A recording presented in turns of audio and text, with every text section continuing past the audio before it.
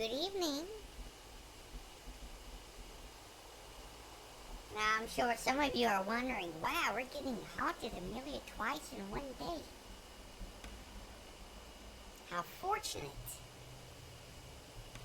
Yes, I've been feeling a bit down, but I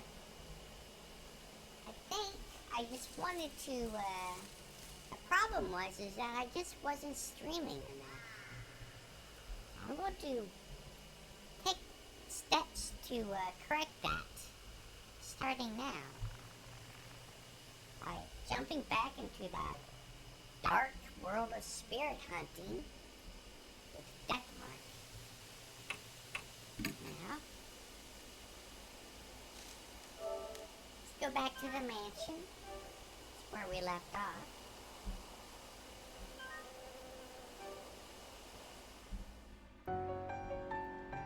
When we left off, yeah, I believe Christy is the only person with us presently.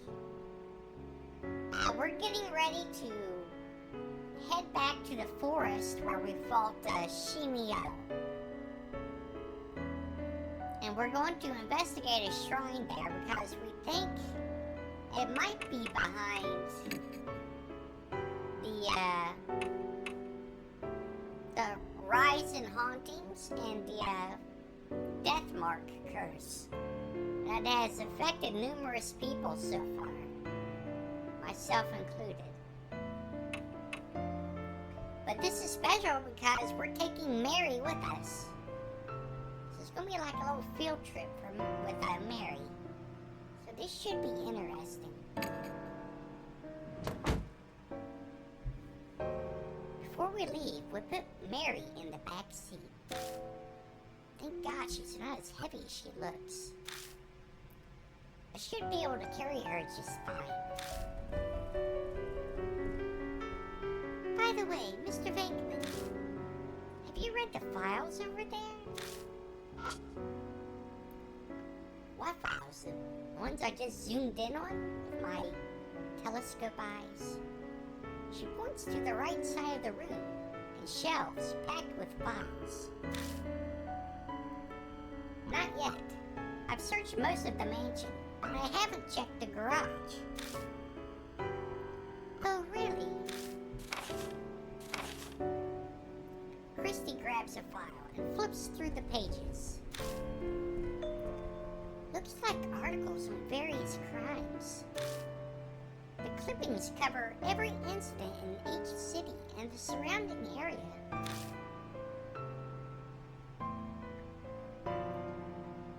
Was Miss Cujo looking into criminal activity? Any of it look related to the mark? No, not as far as I can tell. These are all extremely old.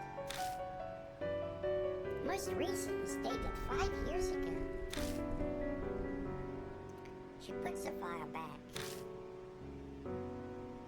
Alright, should we head out soon?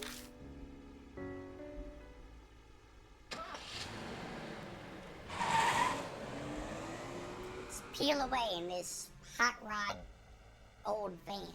I park outside the entrance of the forest and gather Mary into my arms. We make our way to the familiar arch. There's still a long way to go. A middle-aged man carrying a doll. You're practically a ghost story yourself if someone sees you here. I am very sorry to cause you such trouble. Mary stares up at me as I hold her. Oh, what a touching, romantic scene. Her skin and hair glint bewitchingly. The light from the flashlight catches them. See? I told you this. Excuse me. I told you this was a romantic scene. I have not been outside in a long time. And to go hiking in the arms of such a fine gentleman. This is a very precious experience. She sounds as dispassionate as ever, but is she actually having fun? Still, it is just as the rumors say. This forest is filled with the curses and resentment of the dead. Simply their presence is enough to drive the living mad. The land is tainted. I can see why it has given birth to monstrous spirits. But if you track down the cause of it, it'll be the divine wrath. Let's hurry to the shrine.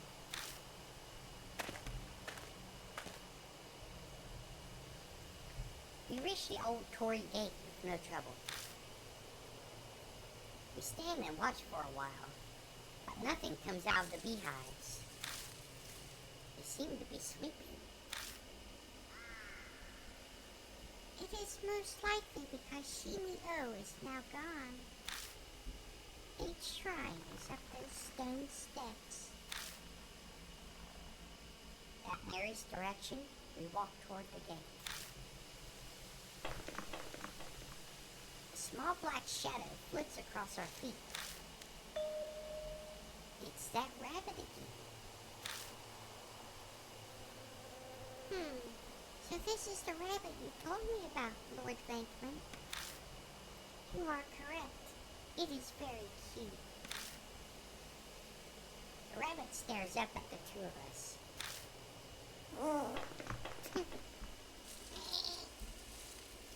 Then disappears toward the shrine. What in the world was that about? What do you think, Mary? I felt a strange presence. It appears to be possessed by some kind of soul. So it's a spirit too. Indeed. Though it does not appear strong enough to give marks to humans. We know nothing of its true nature, so please proceed with caution. We follow the rabbit under the Torii gate and up the stone steps.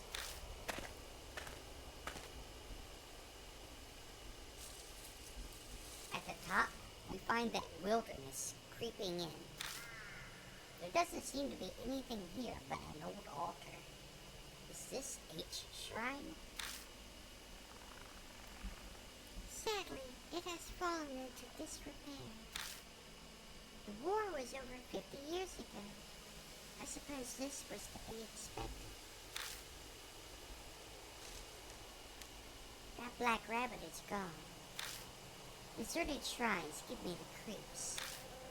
Let's hurry up and get to searching so we don't stay here long. Now let's look around. Headless Buddha statues are buried in the ground. Creepy. I wonder what happened here.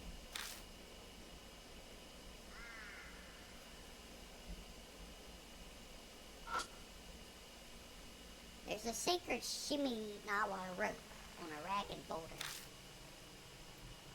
I wonder if that boulder is an Iwakura. What's that? According to ancient Shinto tradition, it's a sacred rock a god descended on. It's not uncommon for the rock itself to become an object of devotion.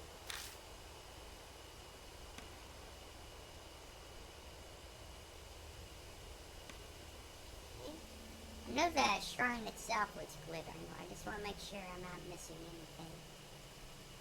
Okay. It's a wooden shrine altar. A clouded old mirror serves as the Go Shinkai. Looks like it's true that no one's taken care of this place for a long time.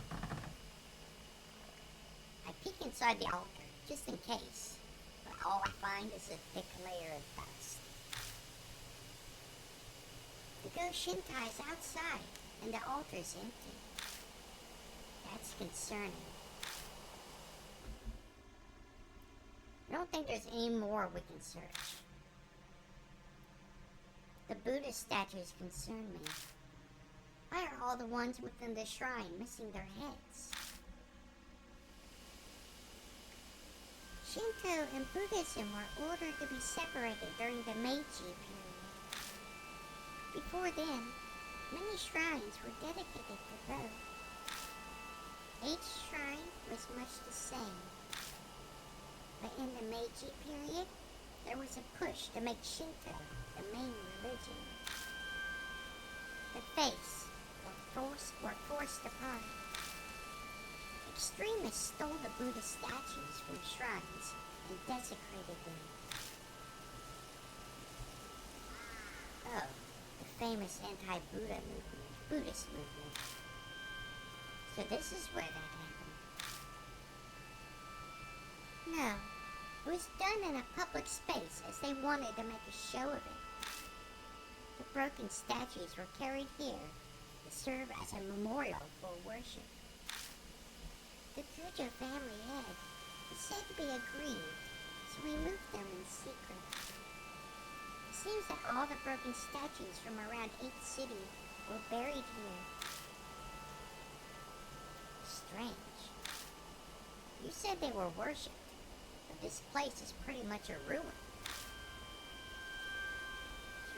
You have a keen eye, Lord Franklin. The shrine was subsequently dug up, and the statues were stolen.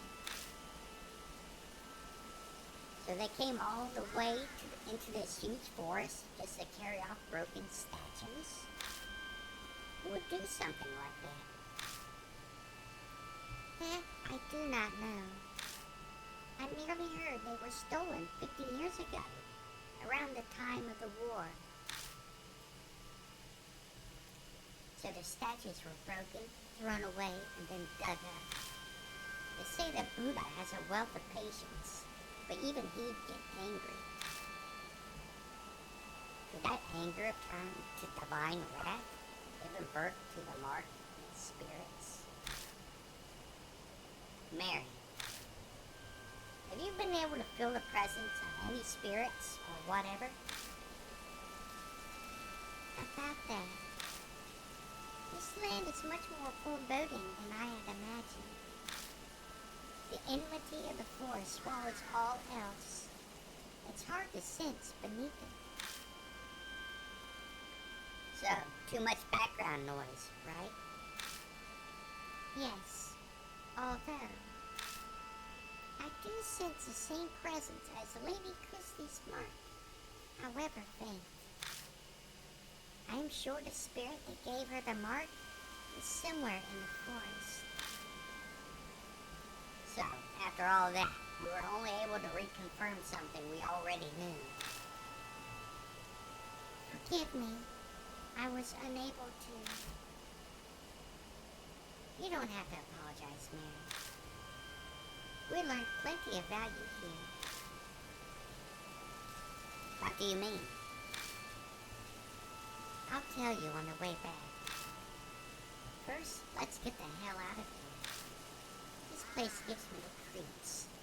Maybe it's the ill will Mary sensed.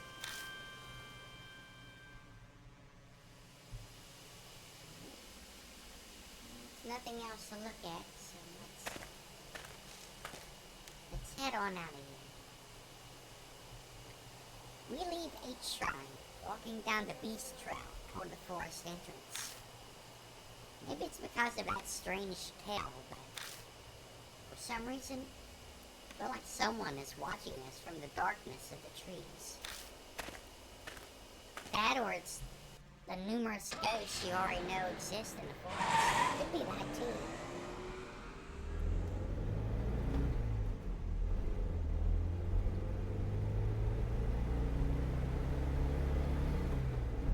Hey Mary, there's a love hotel. You want to stop and take a look? I bet you've never seen one of those before. Wouldn't it be interesting to see what it's like? We begin driving back to the mansion. As we break out the dense forest, I can see building lights pop up here and there. Well, that was a complete waste of time. My anxiety lifted. I I don't even bother to filter the words that slip out of my mouth. Oh, I don't think that's true. It's all coming together for me. Oh, that was Christy. No. Without further prodding, Christy starts in on her own theory, passion evident in her voice. I believe Shimio was right. Each shrine is definitely what's causing all the strange stuff in the forest. I'm sure it's those stolen statues. Don't you agree? I wonder. Feels like we just don't have enough info at this point to say one way or the other. But there's no denying that a lot of strange things are going on in that forest. Between all the suicides and Shimio wandering around, it couldn't just be a coincidence, could it? If we research the shrine, we might learn more about the mark. I feel that's a lot safer than risking our lives looking for the spirit. Don't you think? You might be right.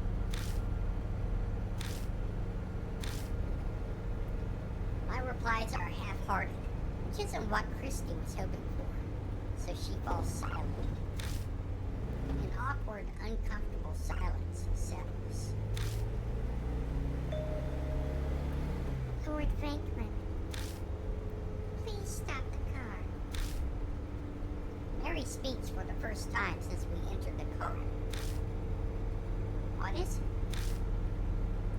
I sense a presence similar to Lady Christie's mark close by.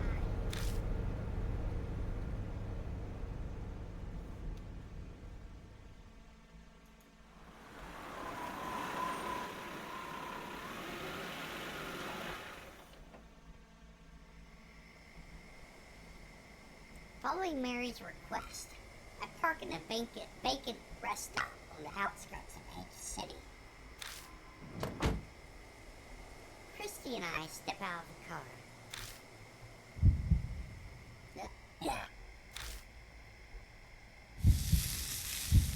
Oh, that's not looking good. My mark is suddenly scalding. Is something nearby? Look. Someone's over there.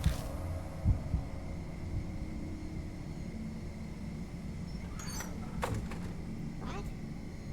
A small girl steps out of the telephone box. Why is the kid outside at this time of night? Thank you for bringing me out here this late at night, Ita. I got to talk with Hanayome. Oh yeah? Glad to hear it. A rather round young man appears, stepping out of the shadows. You got your question answered, Suzu? Yeah, it's okay now. Hanayome sure is amazing, though. She knows where everything is. You got that right. She helped me find my limited edition Love and Hero phone strap I dropped. What's Love and Hero? What? You don't know? They're a popular idol group here. They've been all over TV lately. I'm surprised you haven't heard. TV's restricted at home. Mom says it rots your brain. Oh, Ada, is the bus coming soon? Oh, the last bus is on its way. We better go. We'll be in big trouble if your mom finds out we went out. Yeah, no kidding. Can't understand why her mother might be angry. Yeah. We watched from a distance for a while, but it's hard to determine their relationship. The pain from my scar is suddenly gone. Hey, Christy. What do you think? I turn, but Christy isn't there. Hey, you there! Just how do you know that girl? Depending on your answer, I'll report you for child abduction. Well, there goes Christy, hounding the poor guy. Just calm down. I try to placate her, but she won't budge.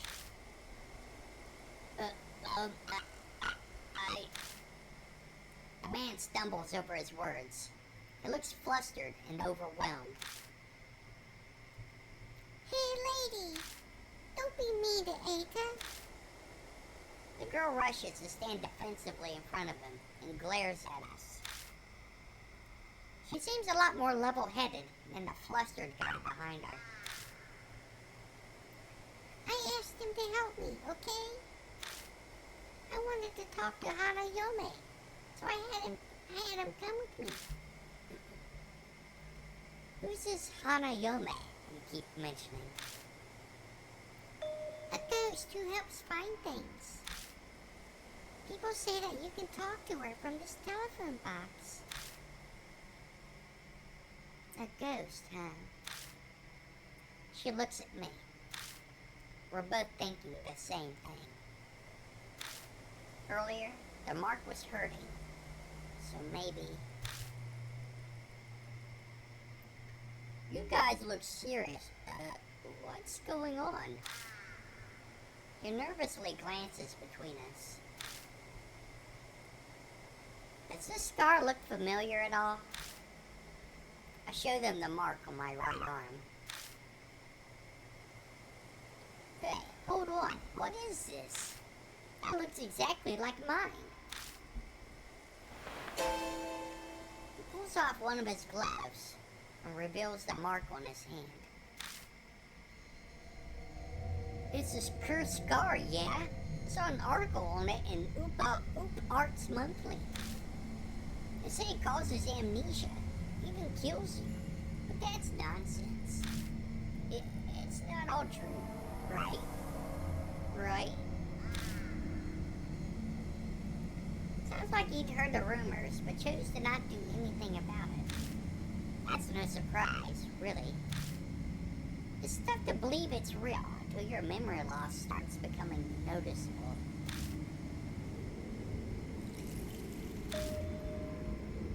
I've got one of those too.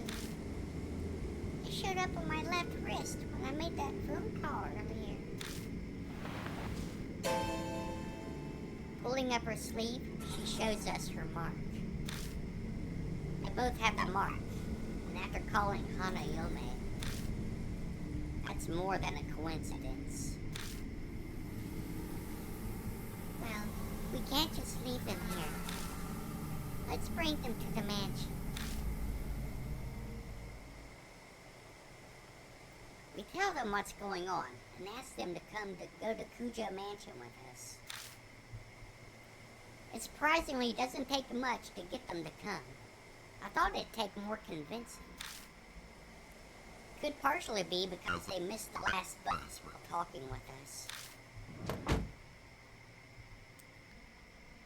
Before they climb in, I warn Mary to stay quiet until we get back. That'd be something. You're just driving down the road and all of a sudden this dog's like, hello everyone. Get us less out.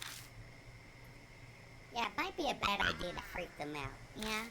Wait until you get to the mansion before you freak them out.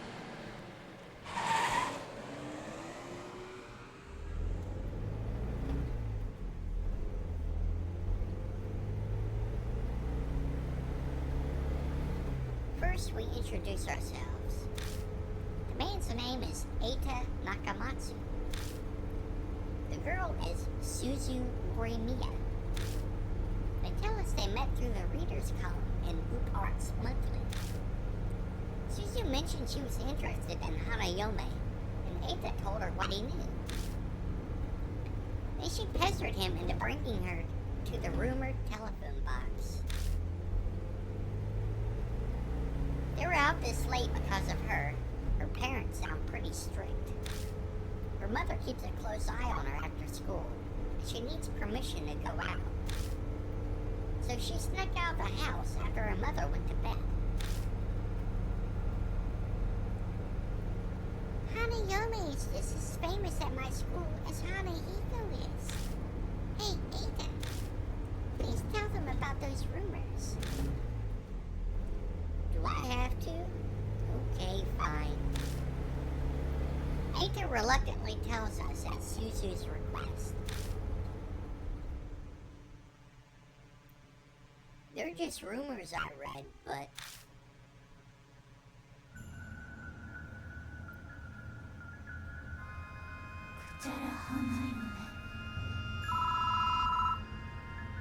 Hey, it's the cover girl. It's me.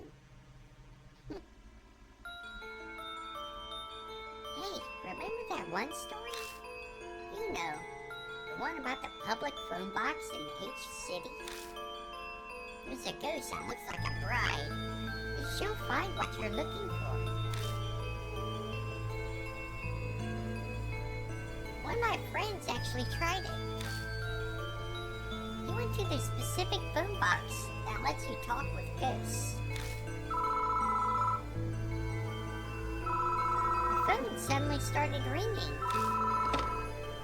He slowly picked up the phone. But all he could hear was this weird smacking noise. He stayed on the line until... Did you see it? He heard a woman whisper. So he did what the rumor said to do and said, "No, I haven't seen it." Then she said, "What do you want to see?" His cat had gone missing, so he asked where it was. When you looked where the woman said it really was there. So the rumors are totally true. I want to go ask her where my future bride is now. Oh, want to come with me? No, thank you. I think I'll stay at home.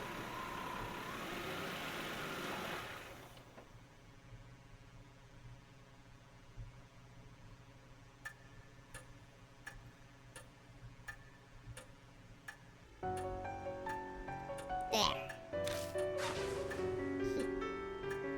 I carried Mary from the car and gently placed her back on the sofa. ありがとうございます。 Thank you very much. Being in your arms is not bad. I am most calm when I am here. The dog really talked. I can't say I expected that. Then does that mean all that stuff about the mark is true too? Hello there, Destiny. Thank you for joining me again. I hope you've been having a good day.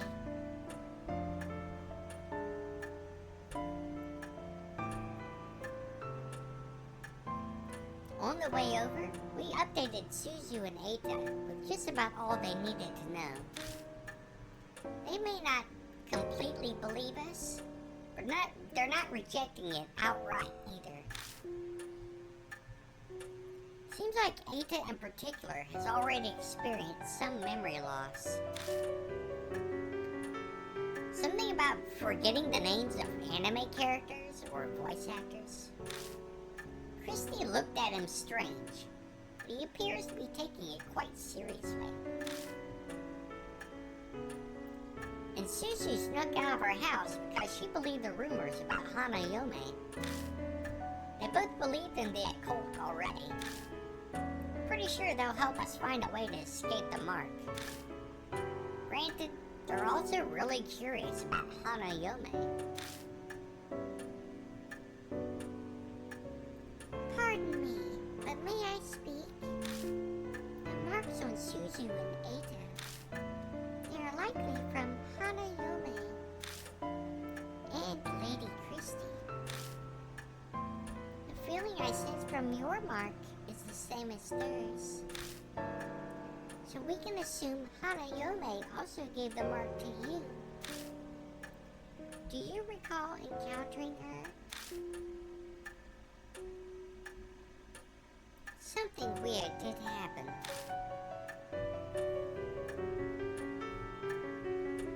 Since I'm good at guessing, is it Spirit Hunter? Yes, this is Spirit Hunter. The first game, Death Mark.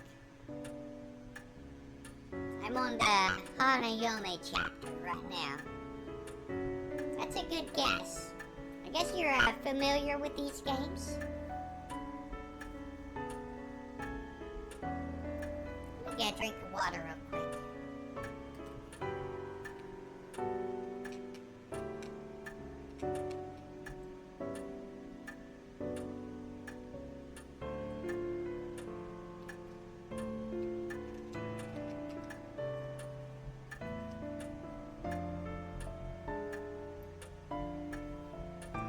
Right before I entered the forest, I stepped in the phone box on T Mountain. Mr. T Mountain. The phone rang out of nowhere. Oh, it might be because of that. The telephone box at the rest area is also in the rumors of Hanayome.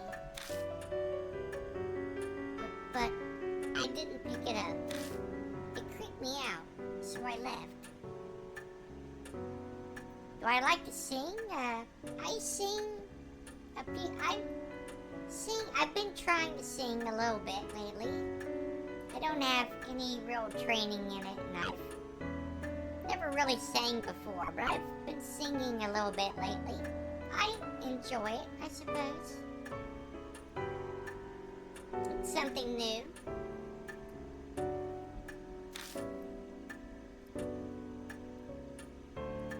I was never able to give that person one final call because of that.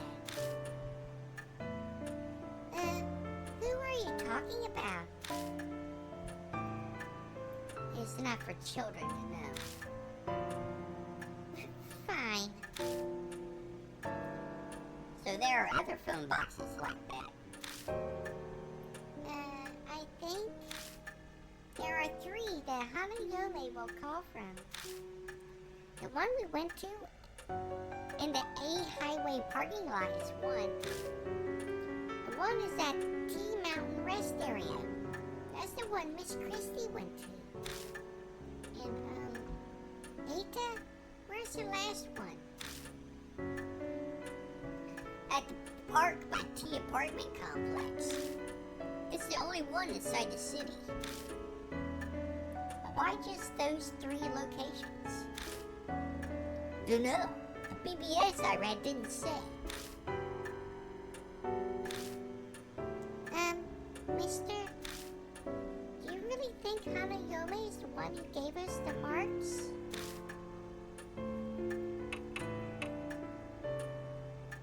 I'm not sure yet.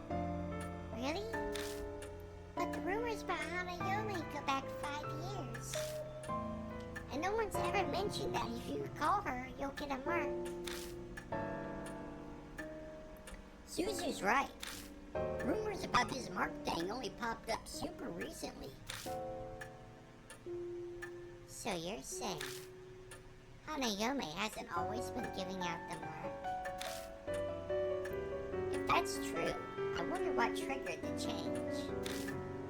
Of course, I can't really say, seeing as I don't know anything about spirits. A ghost helping people find what they're looking for, that's pretty strange. Definitely the definition of ghost story. Hey, Mr. Venkman, if those rumors are true, why don't we try asking where the stolen statues are? If we return them to their places, it might just save our lives. Search for the Buddha statues. If Chrissy's right, we might be able to escape the mark without fighting the spirit. Mary, what do you think? A good question. Objects with human forms are easily able to gain inexplicable powers. Bleeding stone statues, cursed dolls, there are many examples. Historical statues of gods and Buddhas would certainly be no exception. Asking Hanayome about them would be a good idea. So says the doll before our eyes that has the inexplicable power to talk. Maybe it wouldn't be strange that Buddha statues could bring down divine wrath. Lord Frankman, may I add? As I explained previously, your mark is different from the others. Vanquishing spirits seems to weaken your mark's power. It's been several days since she told me that I was going to die. Taking care of the spirits we encountered is likely how I'm still among the living. What are you trying to say? I cannot say what the relationship between your mark and Hanayome is. But it is true it is in your best interest to track down spirits. I hope you will guide these mark bearers this evening as well. I can't really picture Christy and Ada facing off against a spirit by themselves. They failed, and a child would suffer the deadly consequences. It would weigh heavily on me. No turning back. I'll figure something out. Thank you. Mary bows her head slightly. A little squeak when her spelt enter in. Now, you should begin investigating Hanayome. Why does she only call from 3 public phones within each city? Her secret may lie in the answer. You visited the parking lot already. よろしくお願いいたします。 Please investigate T Mountain in the Park by T apartment complex. New info was added to the spirit file. Rumors of Hanayome. Alright, let's look at it. Let's look it up. Hanayome. Rumors of Hanayome. With the end of the 90s, online infrastructure has advanced the popularity of a certain widely used BBS. Hanayome is an urban legend that sprung up from that BBS. It goes as follows. Certain telephone booths in each city will let you talk to ghosts. If you go inside one and wait, the phone will suddenly ring. Pick it up, and you'll hear a strange, lip-smacking noise. A woman will ask, "Have you seen it?" Rumors say you're supposed to reply with, "I haven't seen it." She'll respond with, "What do you want to see?" Someone actually followed their instructions and was able to find a missing pet. What a strange tale. A lot of people are interested in this ghost, wanting to find things or people who've become lost. But not a single one has ever mentioned getting a mark from her. But the circumstances seem to imply this spirit gave the mark to Eita and Suzu. Plus, why is the spirit called a bride? If she appears as a bride, then someone must have seen her. Three phone boxes in each city let you speak with a ghost. One seems to be the one Eita and Suzu used. It shouldn't take long to reach the other 2 by car. I'm concerned about the statues stolen from each shrine, too. If Hanayome really can't tell us where they are, that would save us a lot of time. There's only one way to find out.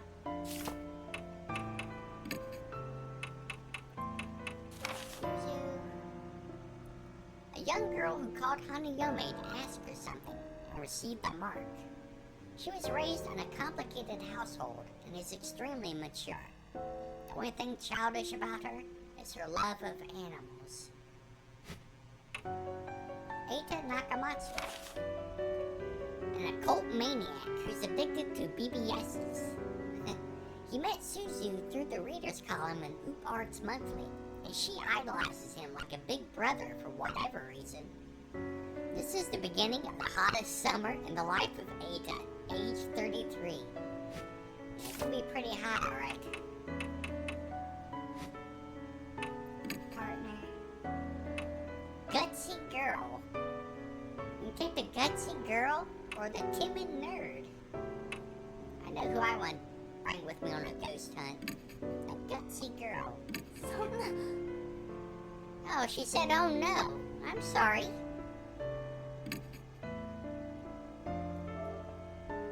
It's okay.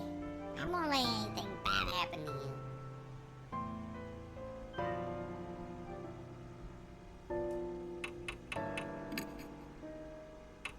Yeah.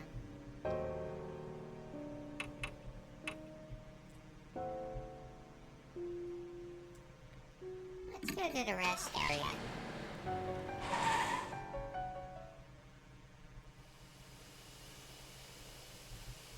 The phone booth stands solitary on the edge of the vacant rest area. An endless sea of trees stand behind it. Christy must have run into the forest after she heard the phone ring. I can hear a dog howl from nearby. It almost sounds sad. I'm probably just imagining it. I feel like that dog's calling someone. I think it's looking for its master. You understand it? Kind of, yeah.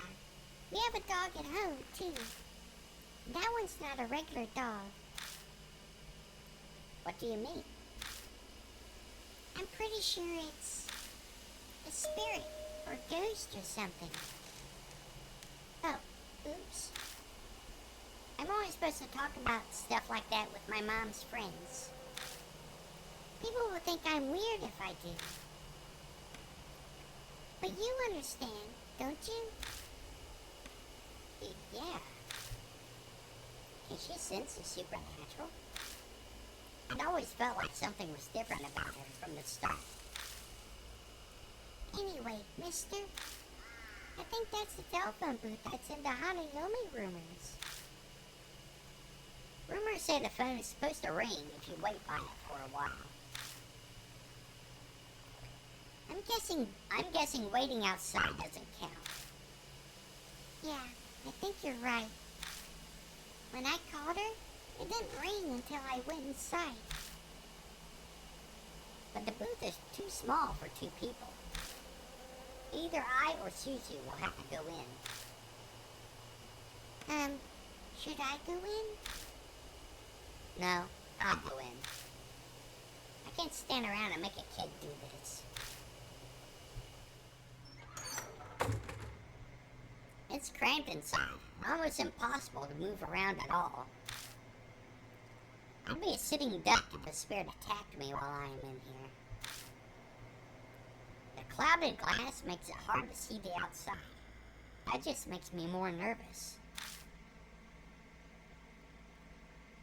I wonder how long I have to wait till the phone rings. To pass the time, I glance around at the inside of the booth. There's a poster attached to the window. Help our investigation. On the night of 2/8/1990-something, an assault took place in the forest nearby. If anyone has any info on this case, please notify H Police Department. This is dated 5 years ago. Looks like something terrible happened here. The phone begins to ring. I hesitantly reach out and pick it up.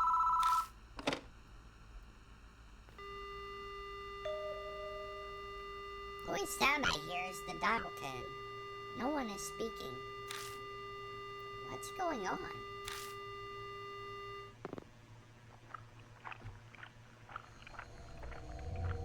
Suddenly, there's a strange noise.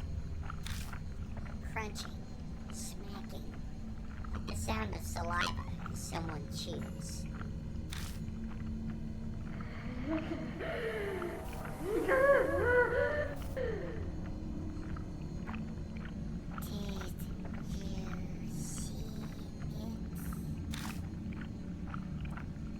Tucked in the smacking is a woman's voice.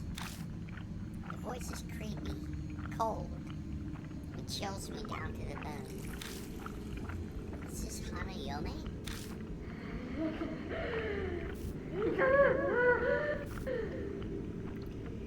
Did you see it?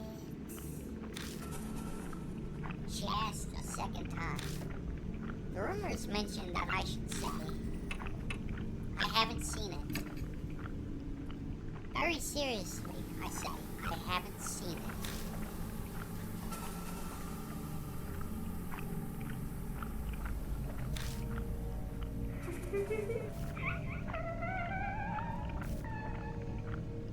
What do you want to see? It's going exactly as the rumor said. Hanayome is supposed to tell you the location of whatever you're looking for. Christy told me to talk about the Buddha statues that were stolen from H Shrine. I'll give it a try.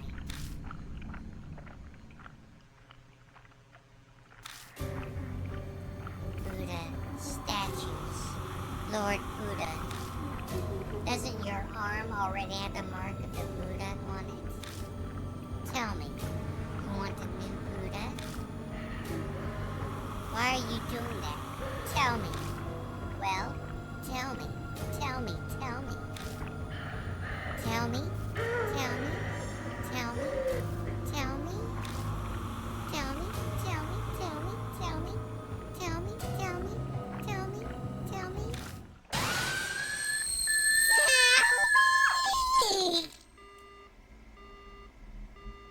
The line goes dead.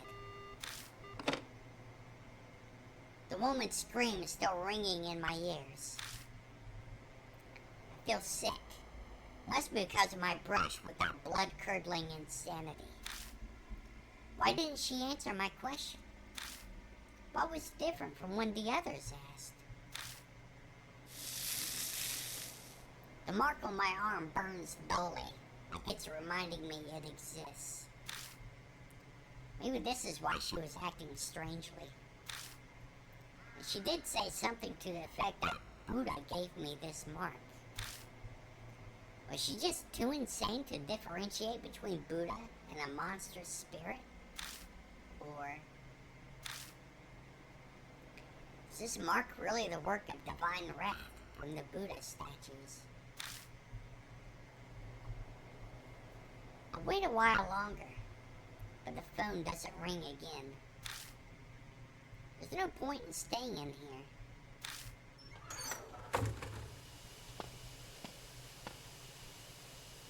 As soon as I leave the booth, Suzu comes up to me.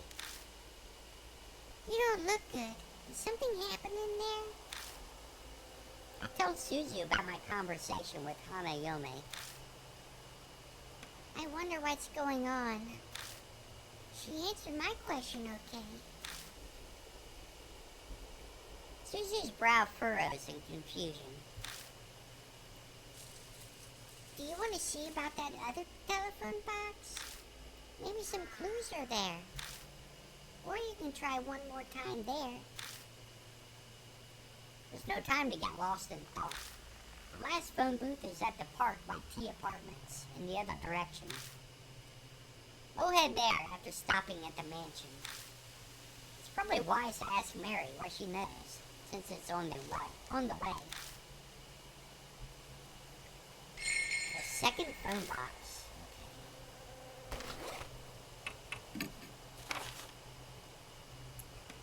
In the booth is a poster looking for info on a crime that happened nearby. The phone rings while I'm distracted. Just like the rumors, when I pick up, a woman answers, smacking her lips. I can't get info on the statues from her. For some reason, He's behaving different from what we were told to expect. There's one more telephone booth. We better check it out too. Now, let's go back to the mansion. Let's talk. I told Mary what happened at the phone box. お疲れ様です。 You say Hanayome acted strangely. She called the spirit that cursed you with your mark, Buddha. I cannot say I know why she saw. But from what you said, she will likely not respond to your question. That does not mean she does not understand you, however. Use any method available to obtain as much information as you can. Okay. Let's save again while we're here.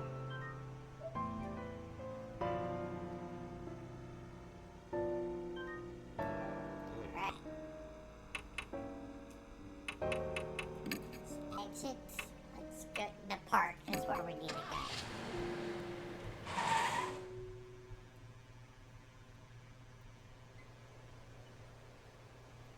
I see a small park tucked between all the looming apartment buildings.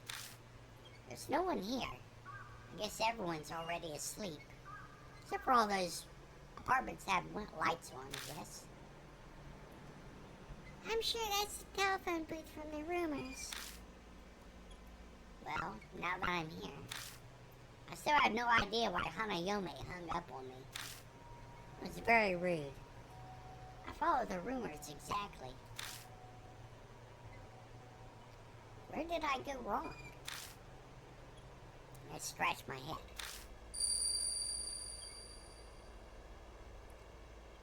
Don't adhere to the gossip. Defy it. Suddenly, I hear that strange voice again. Gossip. In other words, the rumors. What will happen if I don't follow the rumors? Suzu, go back to the car.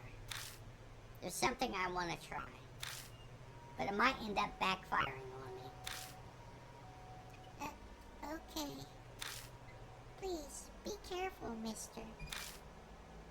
Oh, wait 1 second.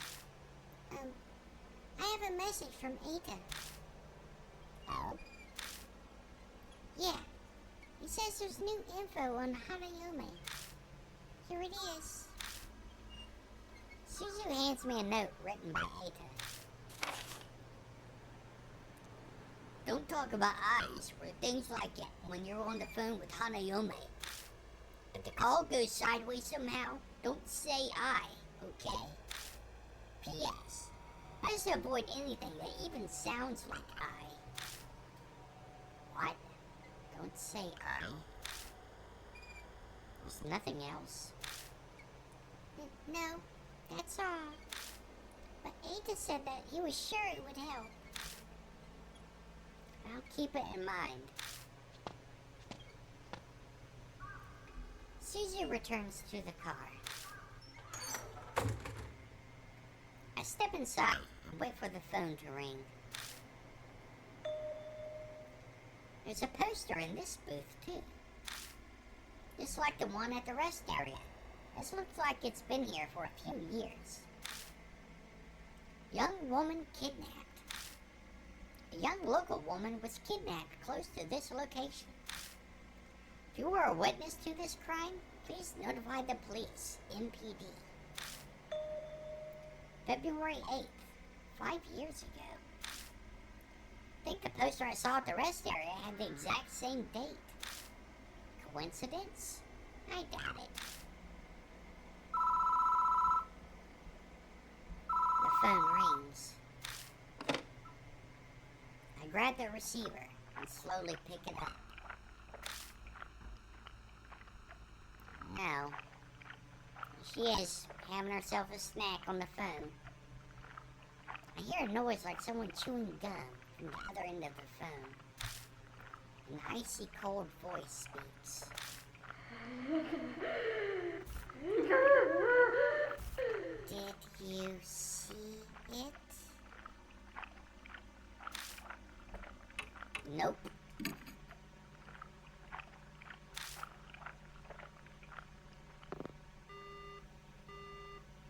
phone goes dead. Oh, that's right. That's right, I have to, that's right, I had to, not follow the rumor.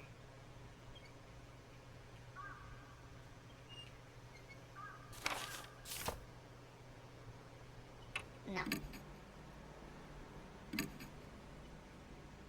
No.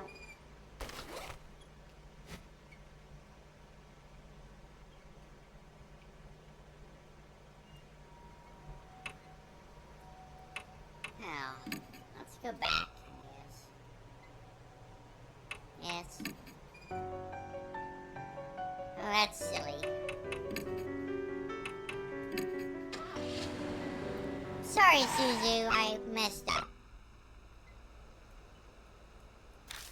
I'll wait for Hanayome to call me one more time.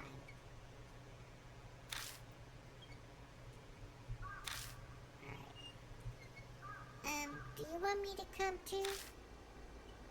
No, just stay in the car. Suzu returns to the car. Oh, that's right.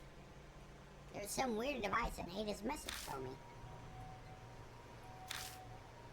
If you get in trouble while you're on the phone with Hanayome, don't say I or anything that sounds like it. Even words with this sound are dangerous. I know something of that will be helpful. I may as well remember it. Alright, let's do this again. Alright. Grab the receiver and slowly pick it up.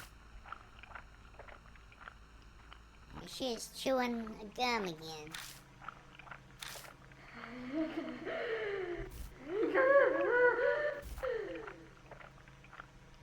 I gotta say yes. I saw it. I saw it. You saw, didn't you? You saw that thing of me.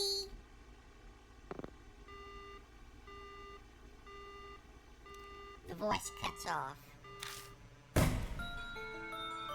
Something outside collides violently with the glass of the booth, but I can't see it.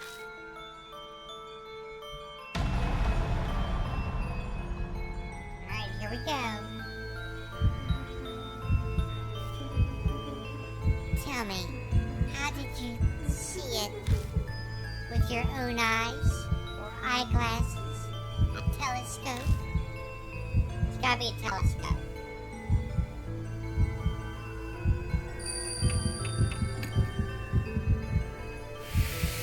Phew.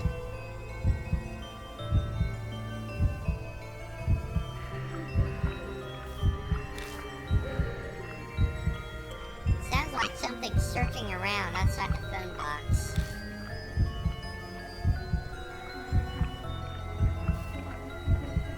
You saw it. You said you saw it. What color? A beautiful color. Red, pink, green.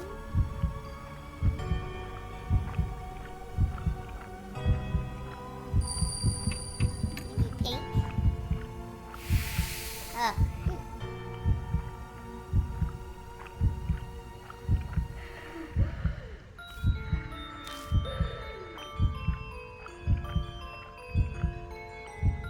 You saw it.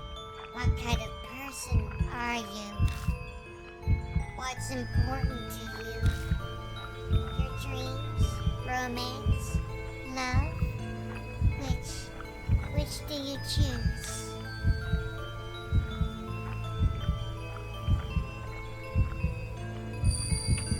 Romance. Romance is great. Phew. Nothing there sounds like either eye.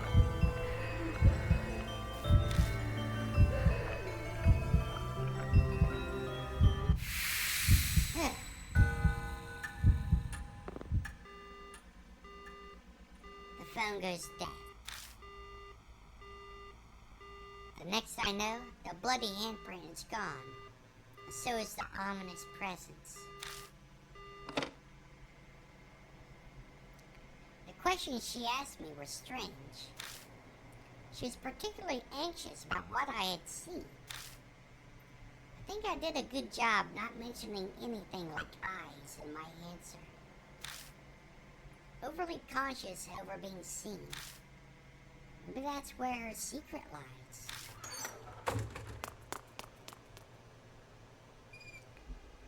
I exit the booth and Susie rushes up to me. My mark suddenly started hurting. Did something happen? I tell Susie about what happened in the telephone booth. I wonder what that was about. Guess there's no way she'd know the answer. Huh? There's something on the ground. Sure enough, there's a folded up piece of paper lying near the booth. Looks like a piece of stationery. I don't think it was there before I went into the phone box. I pick up the paper and open it. To Seiko, I'll dispel all of your heartache. So forget that horrible incident and take your quiet rest up in heaven. An incident? The posters I saw in the telephone booths mentioned something like that too. Could they be connected? I asked Susie what they think. Is it a coincidence? Or... Susie worries at her lip. We've gone through all the boxes now, so should we go back? I want to share all this with Ada and Miss Christie. Yeah. We should probably head back for now. A third phone box. Take a look. Hanayome is acting even more strangely than before. She seems anxious about being seen, or eyes in general. It's impossible to be sure since it's only over the phone. Plus, the note we found outside the phone booth is disconcerting. To Seiko, I'll dispel all of your heartache, so forget that horrible incident. Take your quiet rest up in heaven. Let's go back to the mansion. Let everybody know we're still alive at least.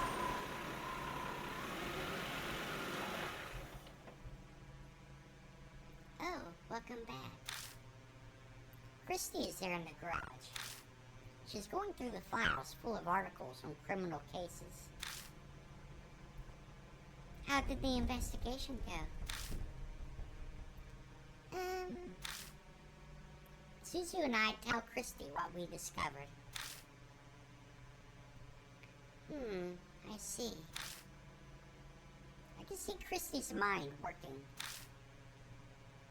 Hey, Mr. Venkman. You know those posters and that bit of stationery you found? Could they be linked to Hanayome?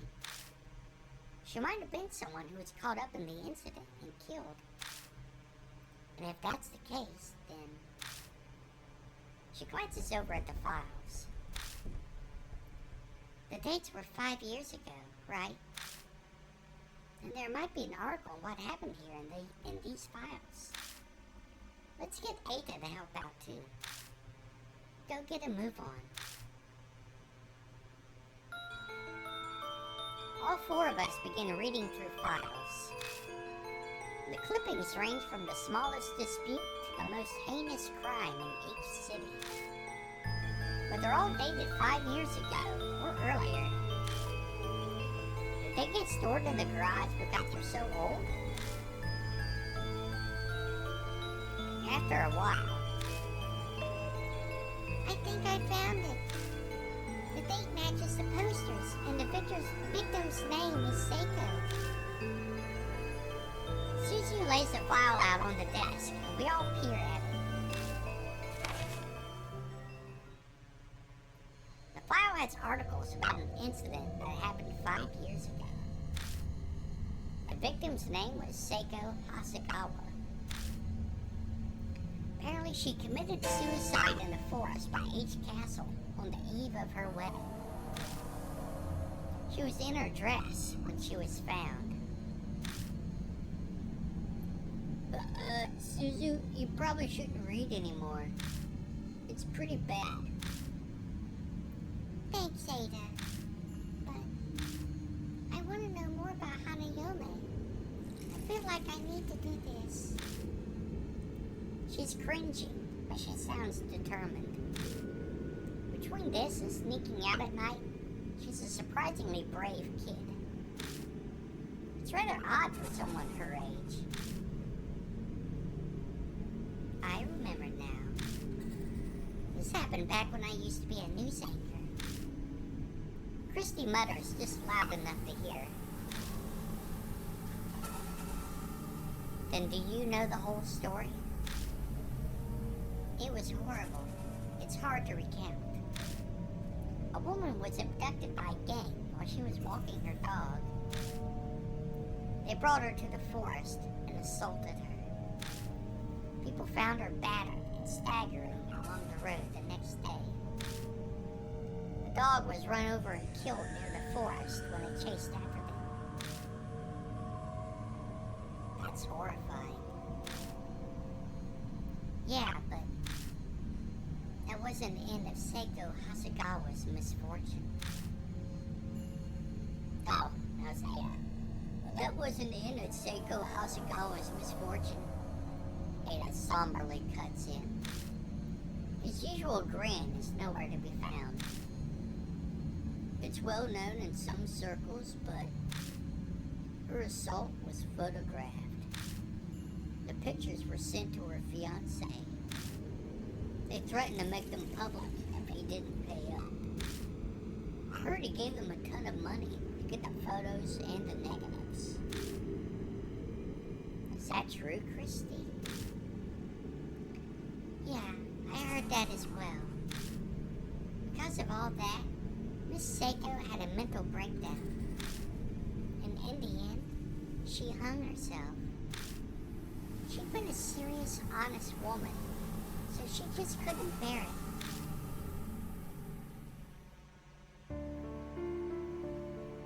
The cruel fate of a woman attacked before her wedding. We fall silent as that reality weighs on us.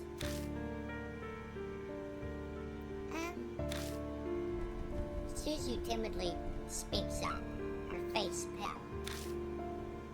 Maybe there's a connection between what happened to Miss Hasegawa and Hanayome's phone boxes. According to the article, the incidents that wrecked her life took place near each phone box. She was abducted by the park and assaulted by the rest area. She was found wandering near the parking lot by A highway. The phone booths connect Hanayome and Seiko Hasegawa. The coincidence sends a shiver down my spine.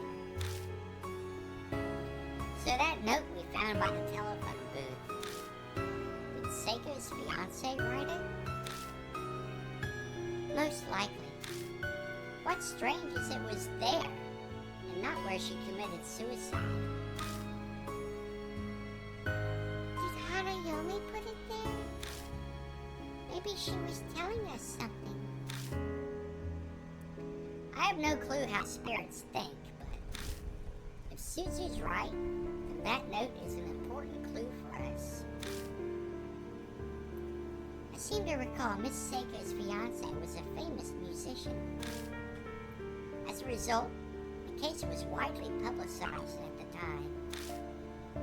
It happened right after they returned from a romantic trip to Greece.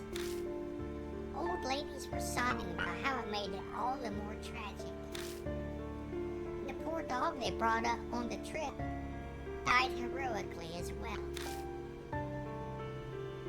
Where's the fiancé now?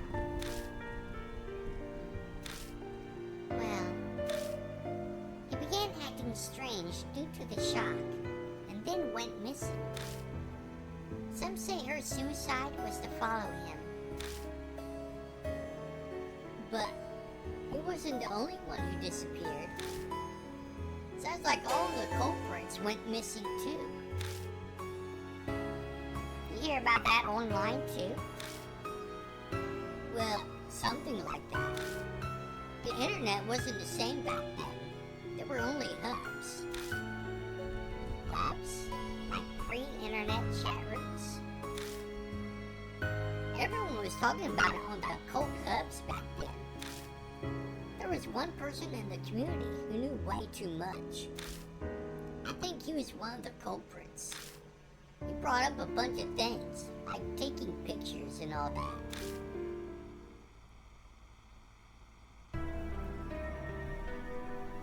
I bet those were pictures of the assault.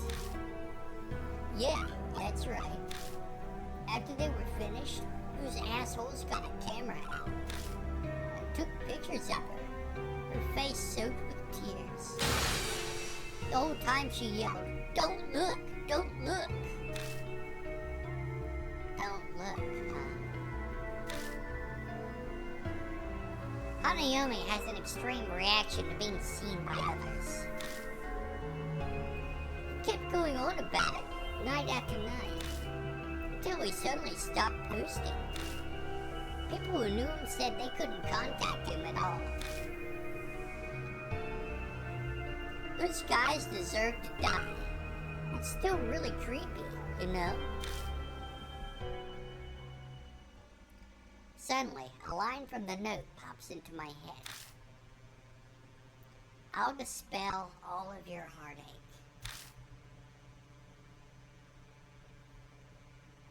Hey, Christy. Do you happen to know exactly where in the forest Seiko killed herself? I was a reporter at the time, so I did go to the location. But that was 5 years ago, so I don't remember exactly. I feel like I went west from that big arch at the entrance. So, you're really going to go? Yeah. I might be able to figure out something about Hanayome. Okay, mister. I'll do my best.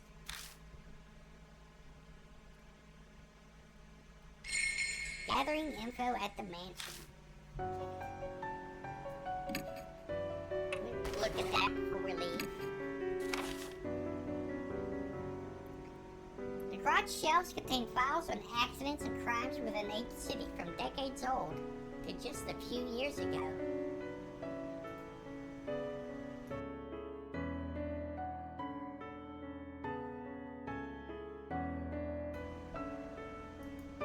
Pardon me. We all searched through them and find a case with a victim named Seiko Hasegawa, the person mentioned in the note. The details of her case are sickening. The victim was abducted by a group as she was walking her dog in the forest while awaiting her wedding day. She was found by a phone booth along the highway the next day. But that's not all. The culprits photographed the assault and blackmailed her fiancé with the photos for money. A few days later, all the stress caused her to kill herself. Her fiancé went missing afterward, with people believing he also committed suicide. Christy investigated the case back then. She says the fiancé was a famous musician. To Seiko, I'll dispel all of your heartache. Those words bother me, but there's something else too. That's the fact that the culprits also went missing after she died. This ghastly case is still unable to gain full closure. The phone box that guided us to the case, the fact that the woman who hung herself wore a wedding dress, the connections to the forest by each castle. The other mark bearers won't like it, but we need to go back to the forest. But why am I so sure of that? No. Let's go ahead and save.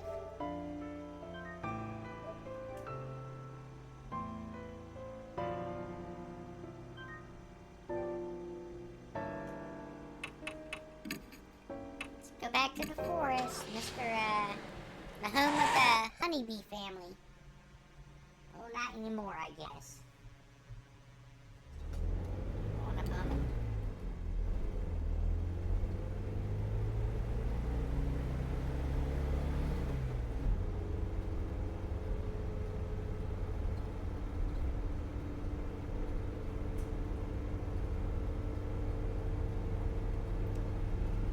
hearing her speak, I had the impression that she had been raised well, but now that I'm out alone with her like this, it's not just that. She's, how do I put it? This is a little late. I hope we get along. Should I call you Mr. Venkman? No, just, Mr. is fine. Having you call me by my first name is kinda, oh no. Well, it's too late now, I guess. I'm sorry. I'm sorry. That was rude of me. That's right.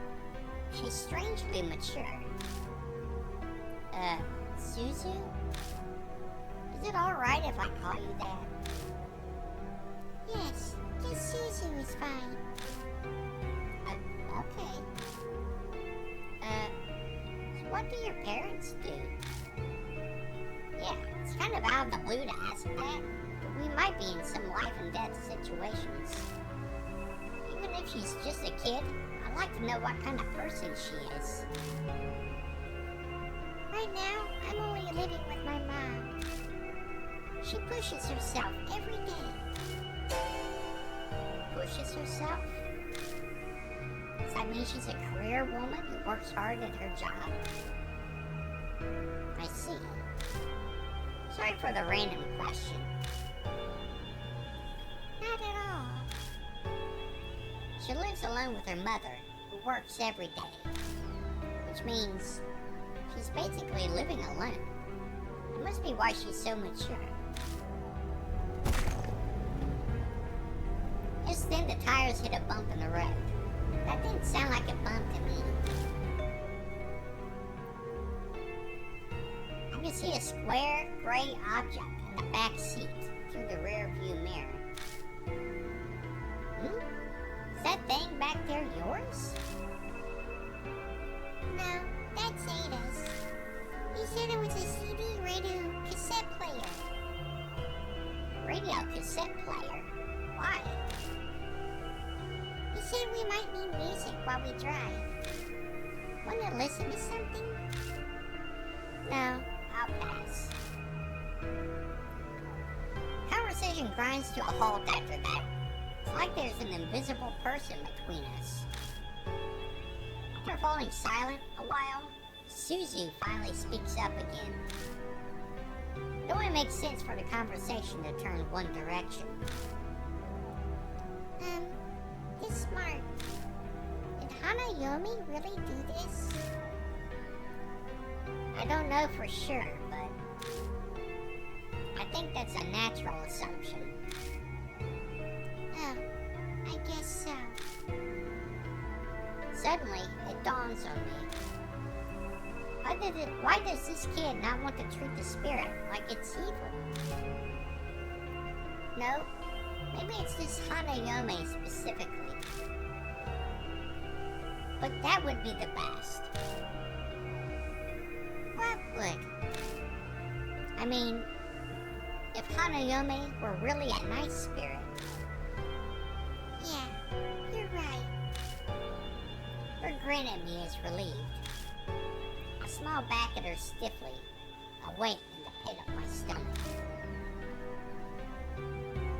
If that's really true, then we can get through this without anyone dying. Problem is, that's impossible.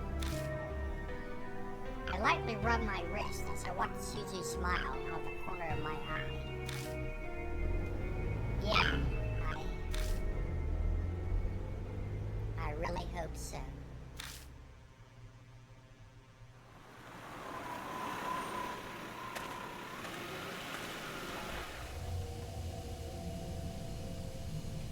Huh? We're gonna go in the forest? Suzu is understandably terrified. Anyone would be, in her shoes. No one wants to go into a dark forest at night. Especially a famous suicide spot. We'll be okay, so long as we're careful. I don't believe what I said for a minute. This is something you say at times like these.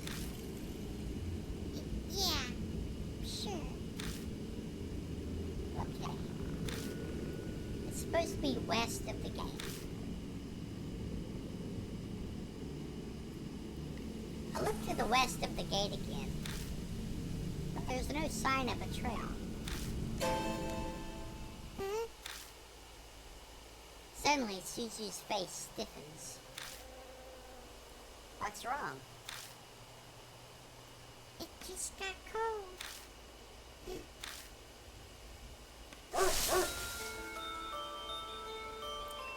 I follow her gaze. I see a low shadow dashing out from the darkness. A dog? It certainly seems like one. It kicks up the dirt with 4 legs. But it looks off somehow. Its fur is long and disheveled. From certain angles, its face looks human.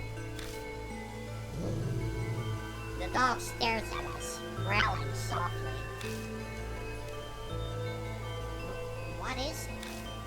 Are you trying to tell us something? Mom says you're not supposed to talk nice to dogs like that. She says to be firm, like its master. That's how you train them. If you give it attention, the dog will think it has power over you. So ignore it and stay quiet, huh? I guess that's true for humans, too. Powerful people tend to ignore others. Okay, I'll keep that in mind. The dog barks loudly, then vanishes into the western underbrush. The moment it's gone, the chill in the air dissipates like it was never there.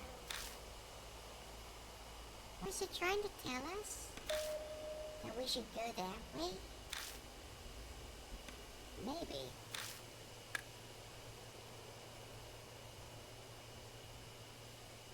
I shined the flashlight on the spot where the dog disappeared. And now familiar pain shoots through my wrist.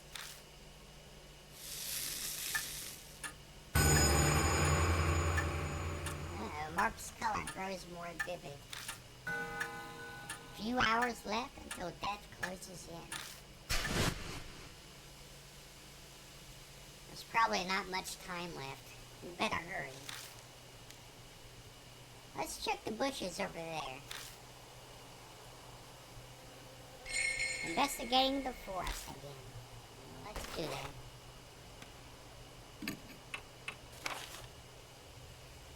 Upon our return to the forest, a strange dog appears. It growls at us before disappearing into the western thicket. Christy says the place she checked in the past was in the west also. Still, that dog didn't look natural. I suppose that's a good sign since we're chasing after a spirit. But the mark warns that time is short. We have to hurry. Let's save.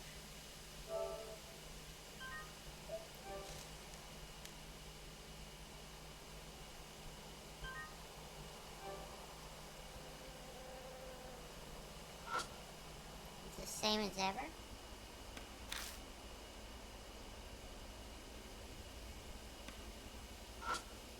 Alright, let's go.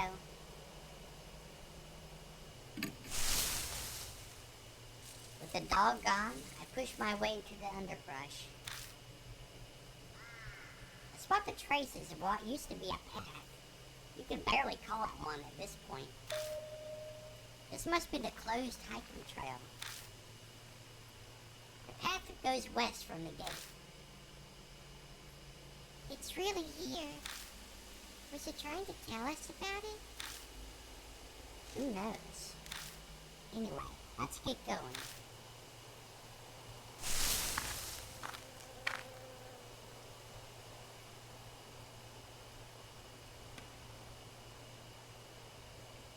Nothing here.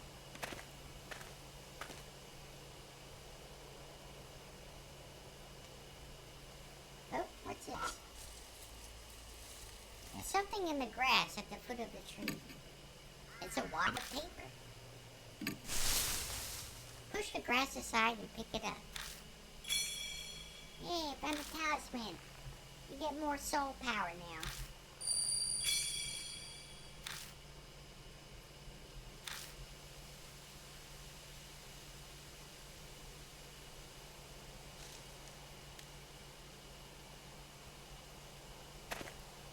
Went to the left. Oh. Shine the light on the grove of trees in front of us and catch a glimpse of something odd. Mister, what's that?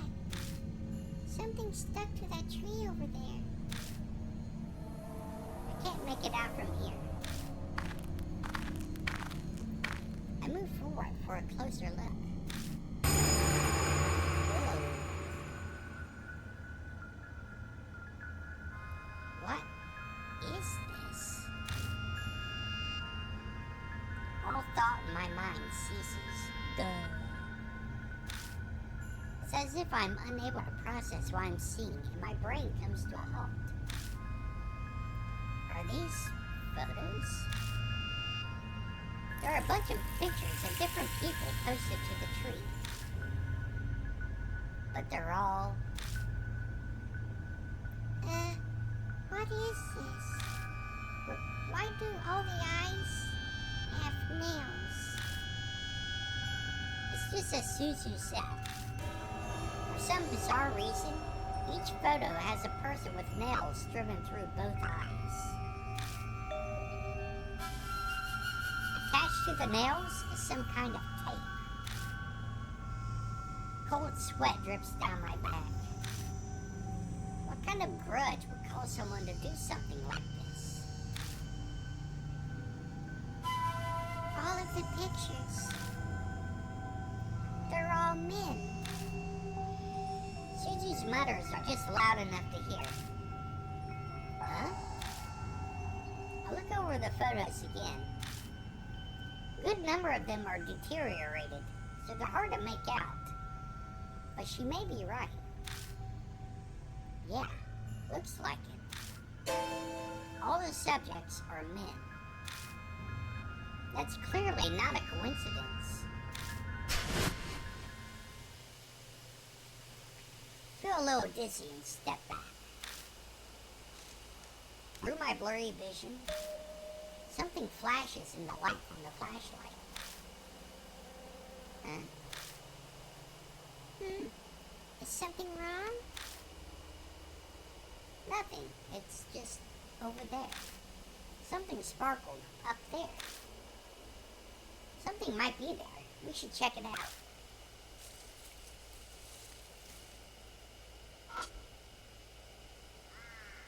The photo is nailed to the tree. All the photos are of men. There's blood everywhere. Does it belong to the person who put the nails in? Grab the tape that's wrapped around one of the nails and take a good look at it. It looks like audio tape that's been pulled out of a cassette.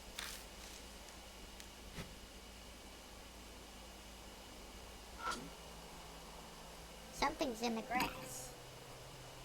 I can't see it well from here. I feel around in the blades of grass. Got an instant camera.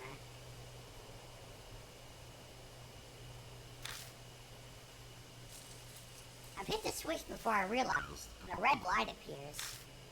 Apparently that means that the flash can be used. Does it still work? Yeah, looks like it. I turn it off and quickly stuff it in my bag. I decided it's wise to not mention the dried blood that's stuck to the bottom of it. Yeah, probably a good idea. To see is to perceive light.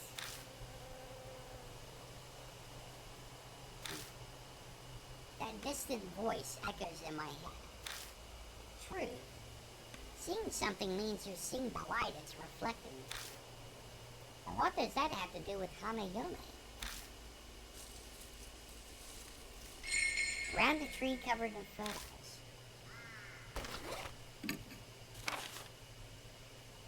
In the bushes below the tree, I find a 30 instant camera. The back reads, "Take a picture, flash included." That voice then whispers to me again. To see is to perceive light. Light. Things that emit light. The camera. I bet Seiko Hasegawa detested that. Okay, we'll keep that in mind. Anything else?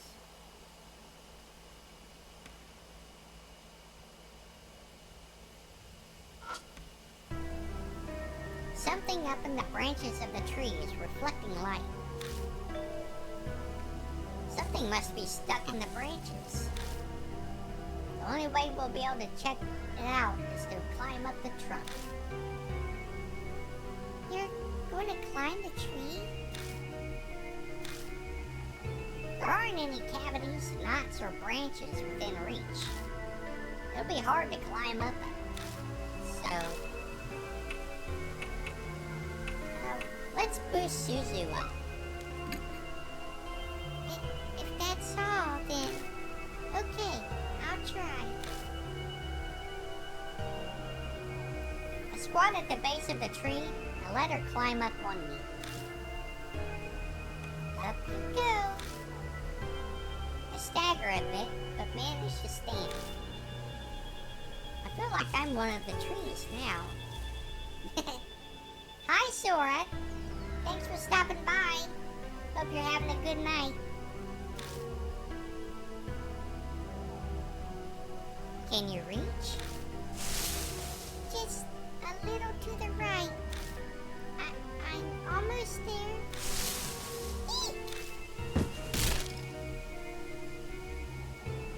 Suzu reaches as far as she can with her hand, and I lose my balance.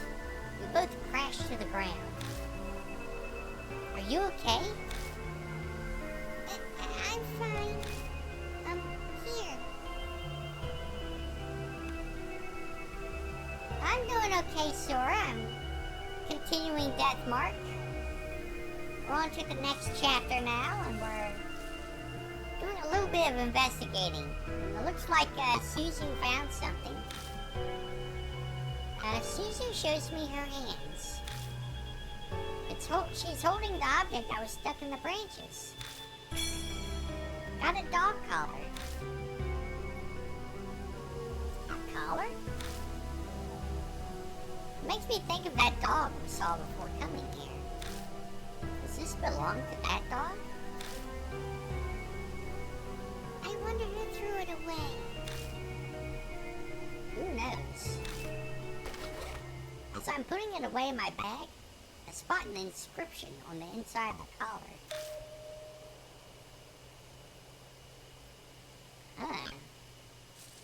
Okay. Enta. How are you supposed to pronounce that? Well, thank you, Sora. I appreciate you stopping by.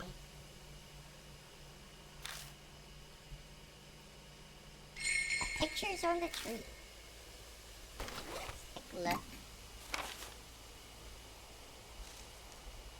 On the west side of the forest, we find a tree covered in strange photos of men. And they all have large nails driven deep into their eyes. They're likely all dead. Is that some kind of warning that men will be killed? I spot something when I look up into the tree. It's hard to get down, but it turns out to be a dog collar. Does it belong to the dog we saw at the entrance? That article on Seiko we found in the garage said the body of her pet dog was found in the forest. Was it killed chasing after the culprits?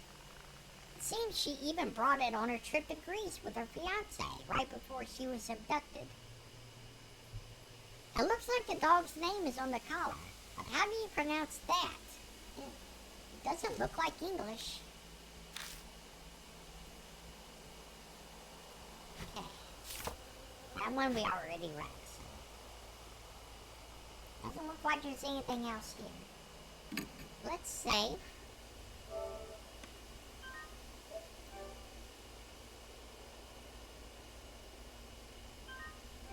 Okay.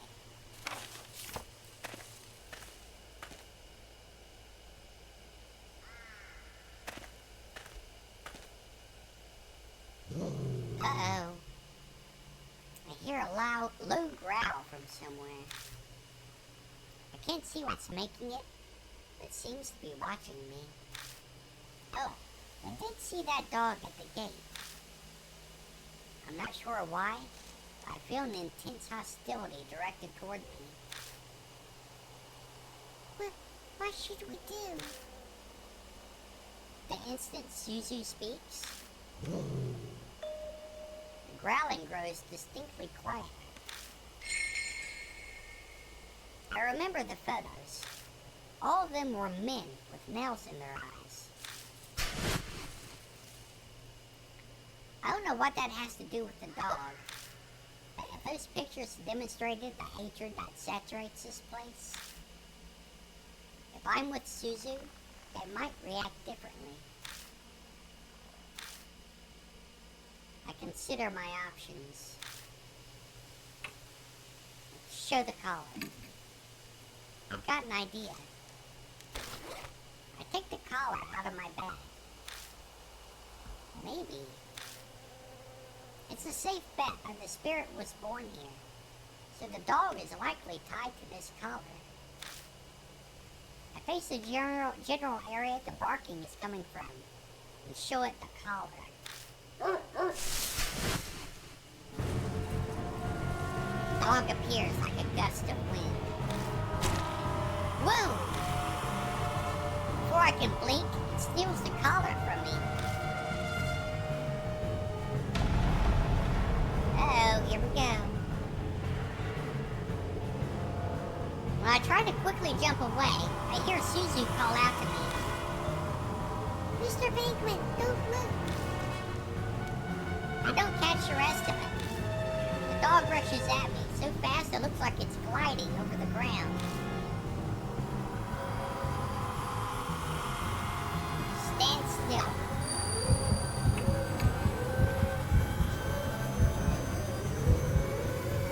The dog stops in his tracks. It seems confused that I'm not reacting, just standing still. It shuffles back on its guard and prepares to attack again.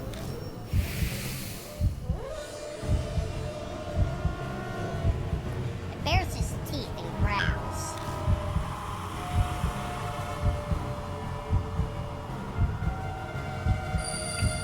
Turn my back on. I break my gaze and turn my back to it. Pretend to not hear it threatening me. It growls for a while until it abruptly stops.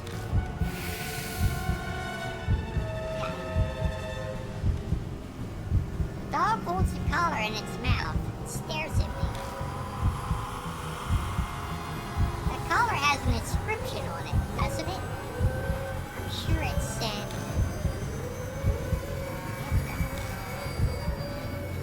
Why should I call it?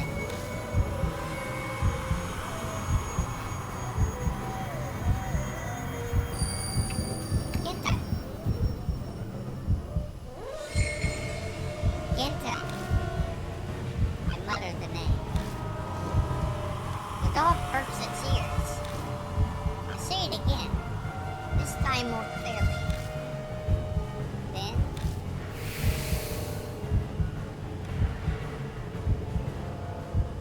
the dog turns around and quietly slinks into the brush.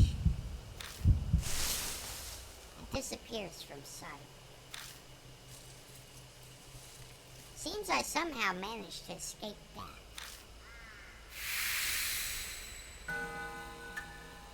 Okay. Keep going. I pick up the collar that was left behind and sigh deeply. Are you okay? Yeah, that was... I can't even say it was no big deal. My words simply trail off. That's all I can answer with. I pat myself down with my hands. I don't seem to be injured anywhere. I did feel teeth biting into my hand when the collar was snatched from me, though. That dog may be supernatural.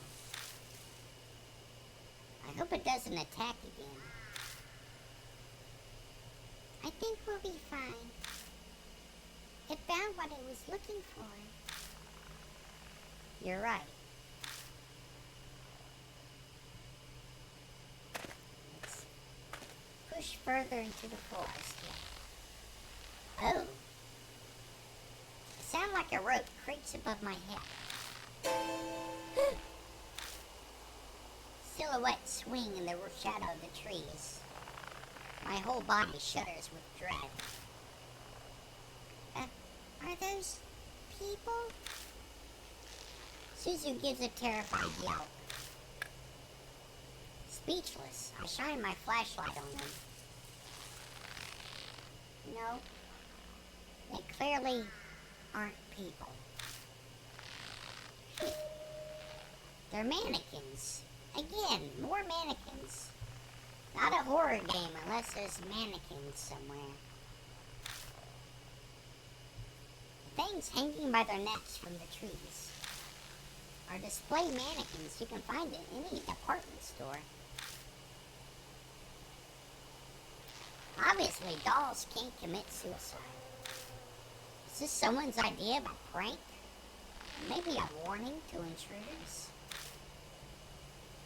The only one who knows the truth would be whoever did this. Let's go. I don't think they're dangerous. They're only mannequins. Okay. Suzu replies uneasily. And before either of us take a step forward, I feel a shaky hand gripping onto me.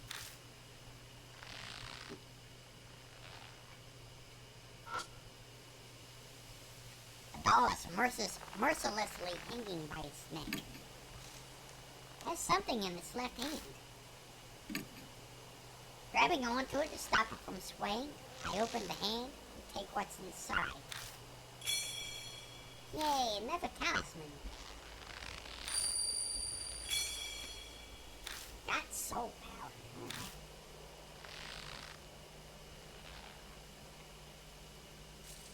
Anything else? The dolls swing unceasingly from their ropes, even though there is no breeze. Okay. Like this one. A male doll is hanging from a tree. I wonder what the person who did this was thinking.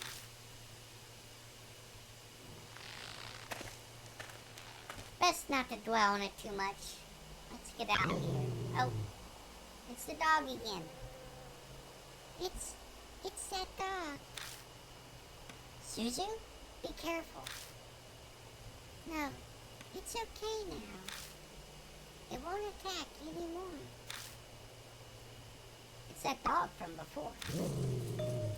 It starts digging in the dirt right in front of us. Huh? After a few moments, it disappears like mist. What was it doing? Is there something over there? Let's take a look.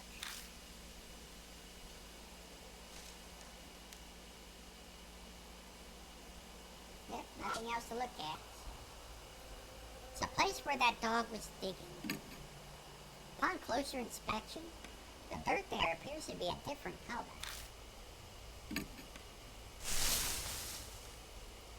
I reach out and touch the dirt, but the texture under my hand surprises me.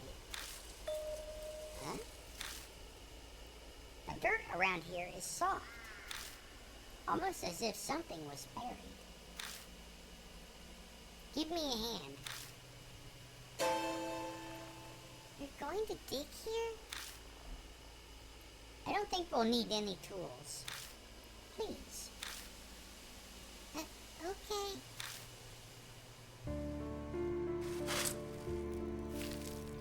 In silence, we kneel in this forest in the middle of the night and dig up the dirt with our hands. I feel like I'm robbing a grave. Could be that those words popped into my head because I somehow knew what we'd find. Distracted, I looked down on what we dug up. what we find is a corpse. It's just a skeleton now, but it doesn't look that old. Is that a corpse? Yeah. My reply sounds incredibly flat and uncaring, even to me. At some point, death has become familiar. That fact, and not the corpse, is what sends a shiver down my spine. I'm too comfortable with the world of the dead. I know this, but I can't escape it. One part of me observes the remains before us and reacts calmly. Just then, I notice something. What's that? There's something white in the skeleton's hand. More bones, it's white.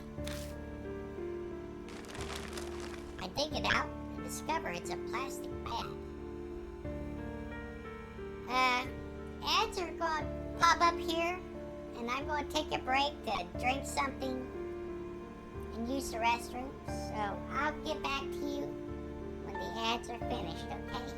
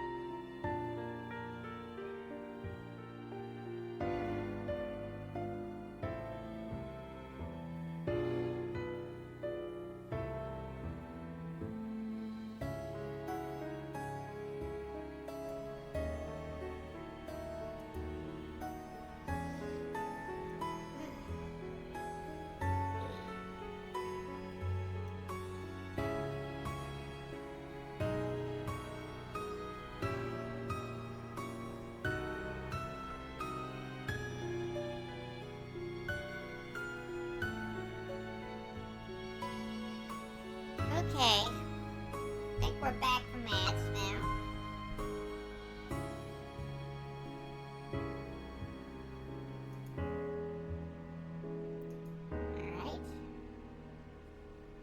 Alright.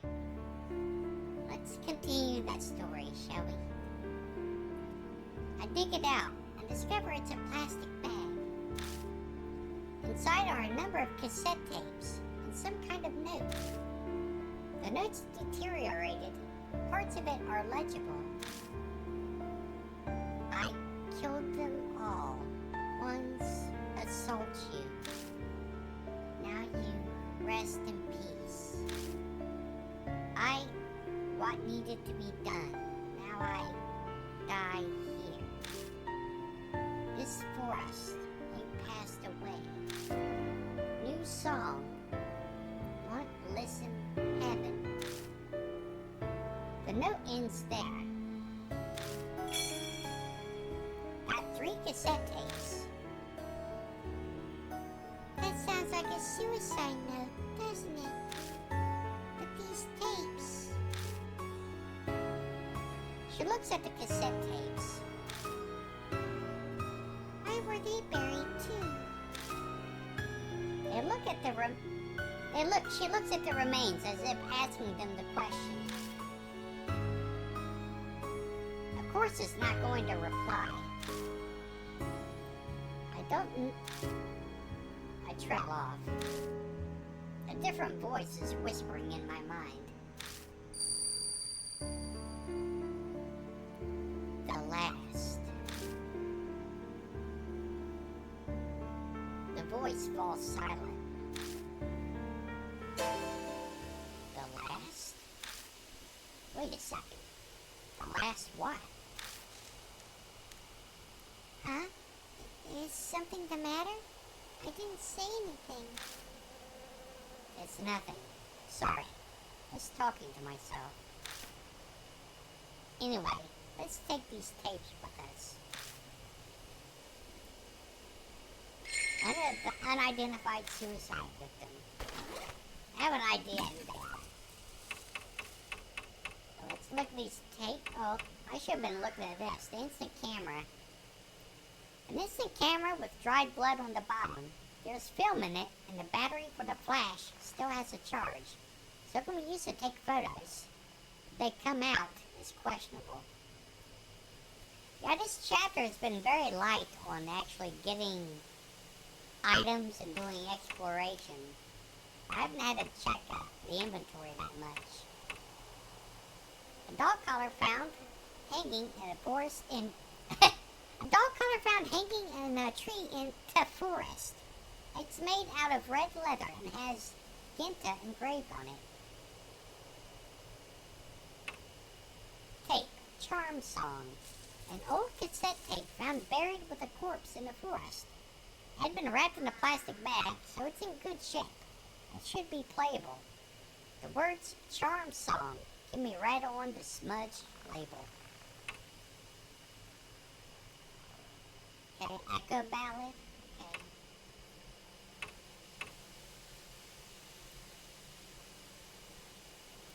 Okay, we just have titles there. It doesn't really tell us anything about them, unfortunately. Now let's save again.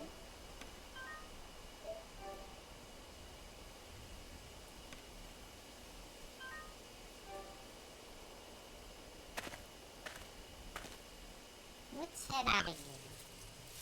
So, the mark burns scarlet. Half an hour left until death closes in. Oh, great. Gah.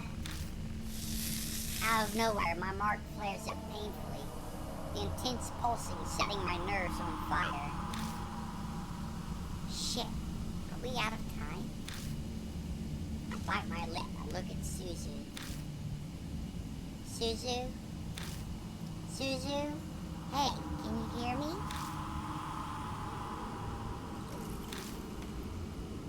Yeah? It's finally here. It all starts now.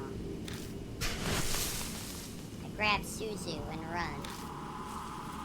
spirit is closing in on us.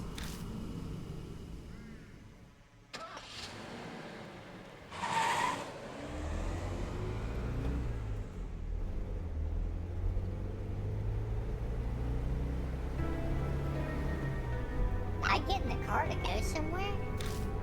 Regardless, I'm here inside it, gripping the wheel. The mansion. I need to go back there for now. I glance through the rear view mirror at Suzu in the back seat. Suzu is staring vacantly out the window with a slightly tilted head. The only thing out there is darkness. There's nothing to look at.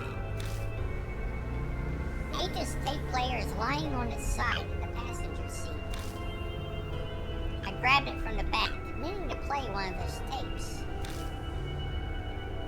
We quickly arrive at Kuja Mansion. Even if I discuss it with Mary, it's probably best to listen to a tape first.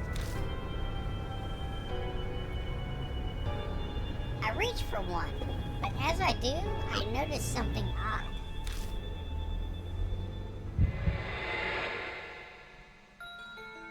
Where are we? I'm on an unfamiliar road, like I took a wrong turn somewhere. No, it's not unfamiliar. I've clearly been down this road before. But the route I was taking should have had no way for me to come across this road. That's the only way I can describe it. It's impossible.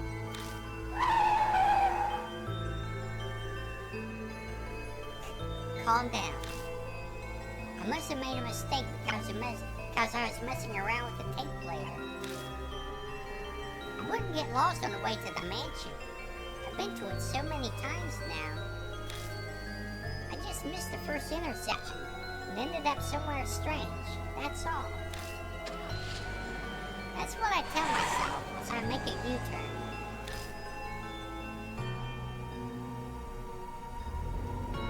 But no matter how many times I go back. Damn it! Why am I here again?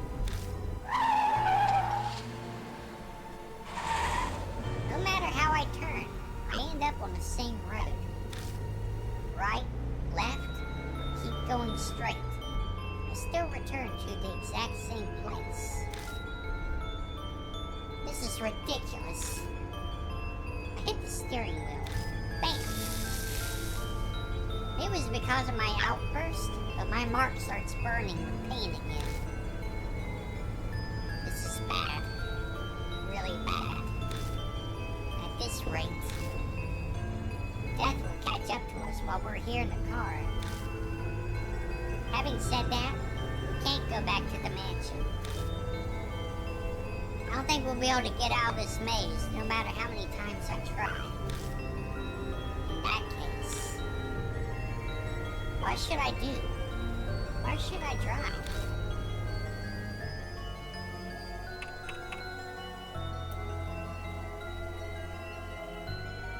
The mountain. Turn the steering wheel in the direction of the place that popped into my head. T-Mountain. It's not that I have to go there. The destination isn't important so long as it gets me out of this situation. I hit the gas pedal and abruptly turned the wheel, trying to get out of this cursed trap. Finally, familiar scenery returns, as if it was lying in wait for me.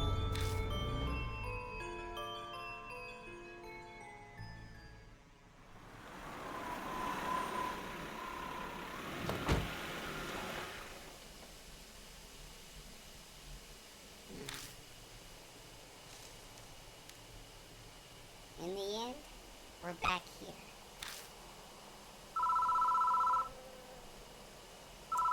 The phone is ringing.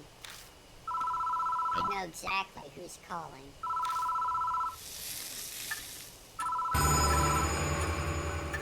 The mark is dyed a deep crimson. A few minutes left until death closes in. I head to the phone booth. Got Ata's radio cassette player and the bag holding Seiko's memories at the ready.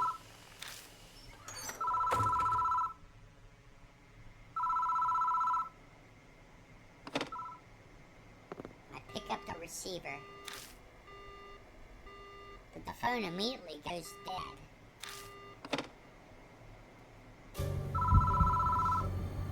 No.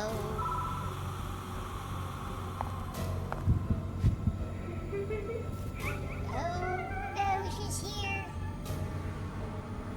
No.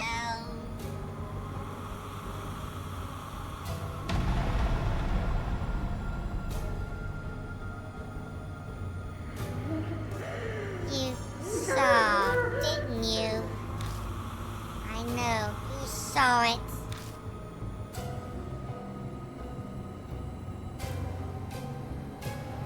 The camera, she hates the camera. I quickly grab the instant camera and use the flash.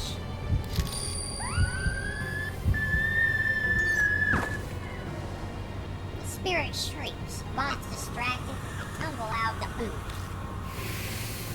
Phew, we made it. Once out, I spot out of the corner of my eye the spirit standing there, looking down at me.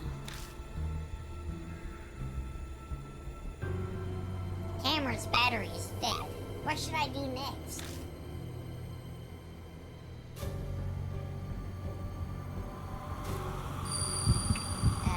Play the tape.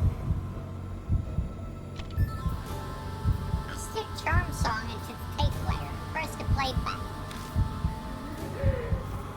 Listen often, dear. The spirit responds to the song.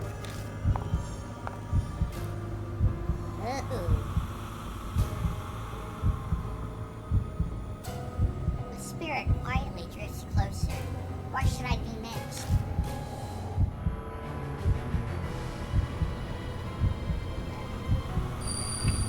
Echo ballad.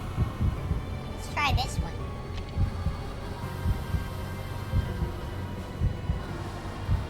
I stick Echo ballad into the tape player. Press the play button. I love. The spirit responds to the song.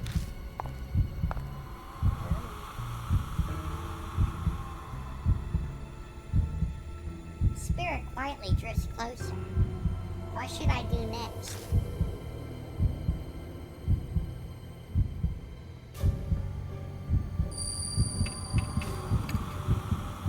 This one. I stick mine into the tape player. Press the play button. I don't know this one. The spirit responds to the song. Ooh. Has kind of a goofy look on her face. She's scarier with the veil on. The spirit is right in front of me. Hey, let me listen to the newest. The newest one. That would be the one she didn't know.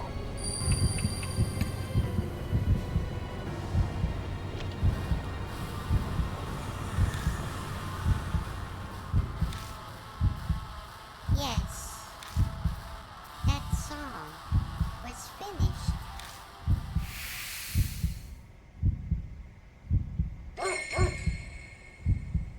A dog comes bounding over from somewhere, barking happily.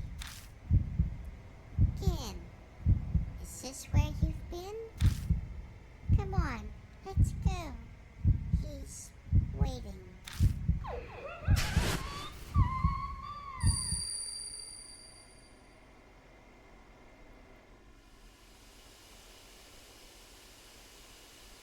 There's a flash of light.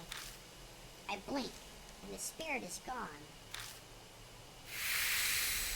We did it.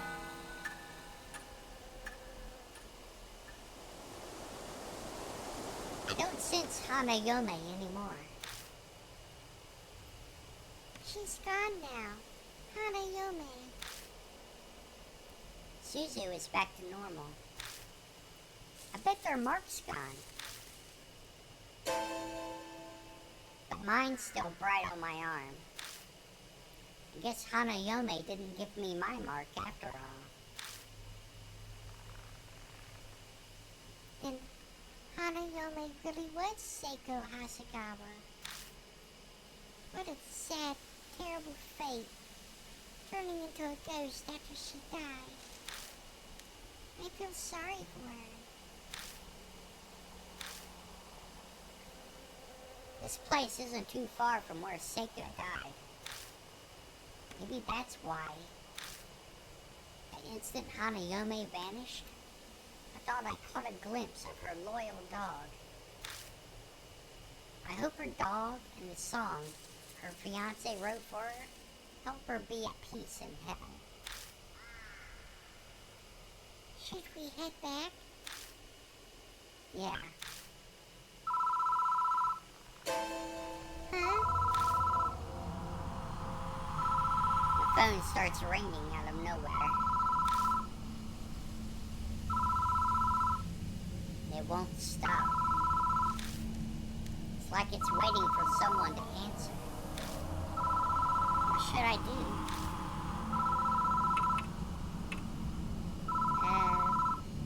I'll pick it up.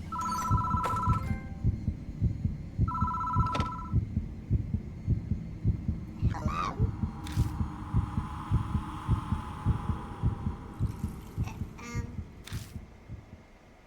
On the other end of the line is the gentle voice of a woman. I'm so very sorry for causing you so much trouble. Please excuse me.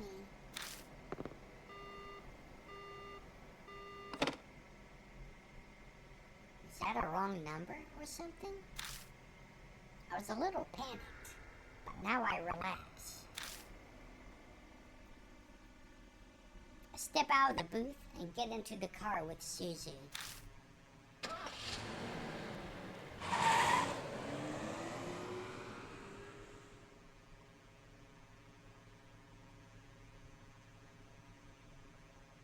Back at headquarters. Welcome back, Mr. Venkman. It's thanks to you that my mark is finally gone. Too bad I didn't get to do much. I've read a ton of comics about exorcism, so I thought I could help. Good job to you too, Zuzu. Everything went okay? Yeah, it's all thanks to him. Oh yeah? I bet I could have done a better job than him.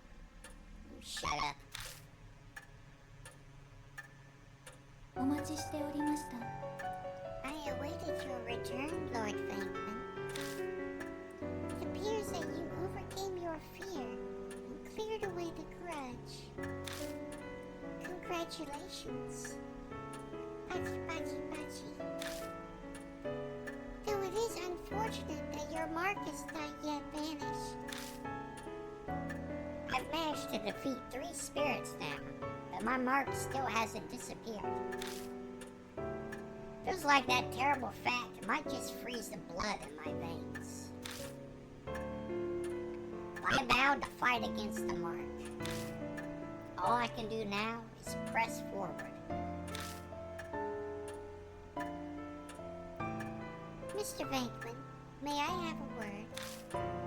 I looked through the other files in the garage after you left, and I found this. She hands over a file that says H Shrine Findings on the cover. Saya Kujo's signature is in the corner. The Kujo family's guardians were housed there, so it makes sense that this was here. Go on, read it.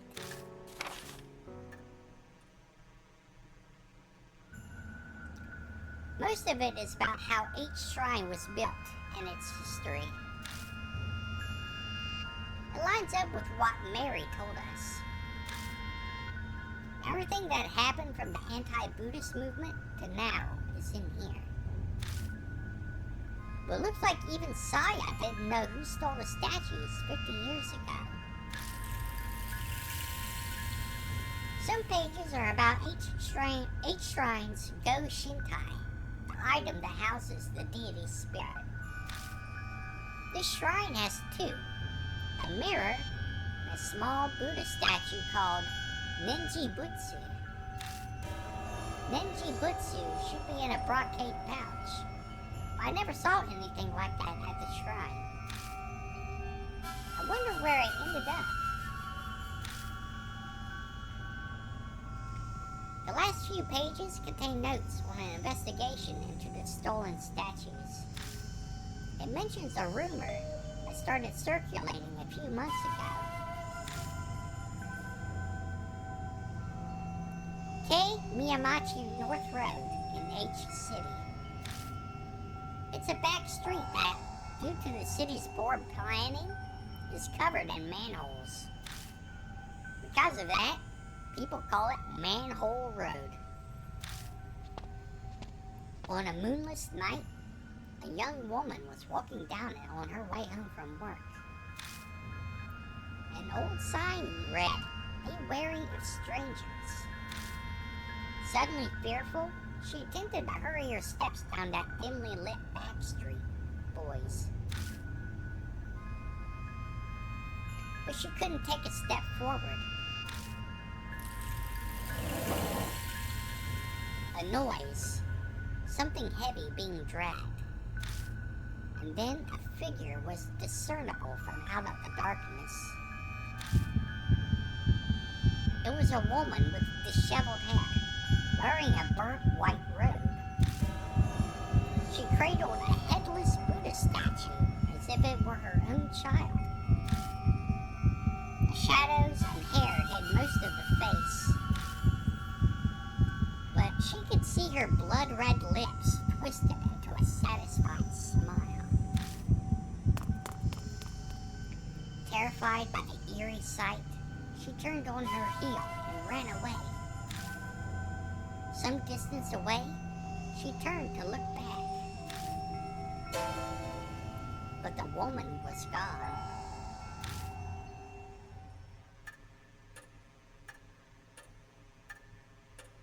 The statues were stolen 50 years ago, so it wasn't that woman, but I doubt it's that easy to find headless Buddha statues.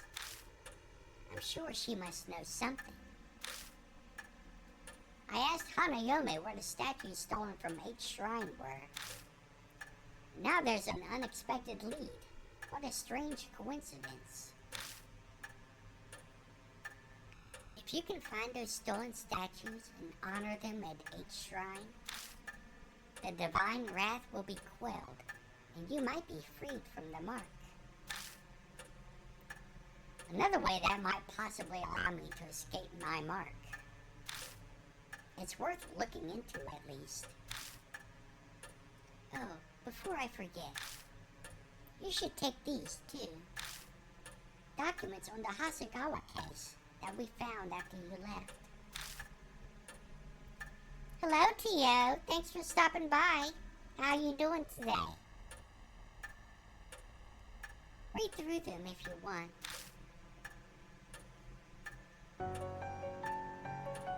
It is almost dawn. We must end today's investigation. Please rest. Just finished eating fried chicken with rice for lunch? That sounds really good.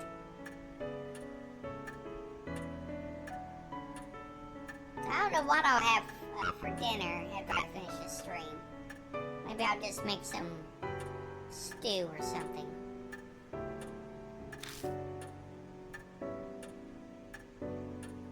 Thank you very much, mister.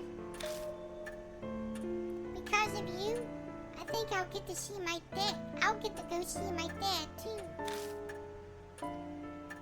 You need to go somewhere to see him? My mom and dad got divorced. Oh. Yeah. Mom decided that she wanted to become a nun. She started taking me to temples and a lot of secret areas. Dad didn't like that, and he started seeing some other lady. I understand. You don't have to say more. I guess Suzu's been embroiled in the world of adults for a while already. Maybe that's why she's so brave while being so young. I asked Mom to tell me where Dad is, but she wouldn't say. She told me he's bewitched by a demon and had to forget him. So that's why I wanted to ask Hanayome where Dad is. I see. I hope you get to see him. Me too. Okay, good night. I'm really in your debt, even though I didn't really do much. It's thanks to you that Suzu was saved. Thanks so much. Seems more worried about her than himself.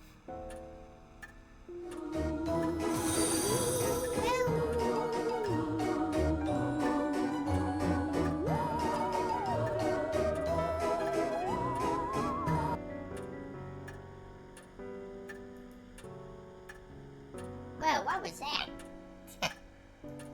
Strange. Thank you for the follow. Thank you, Drakey the Duck. Thanks for the follow. I hope you're having a good evening.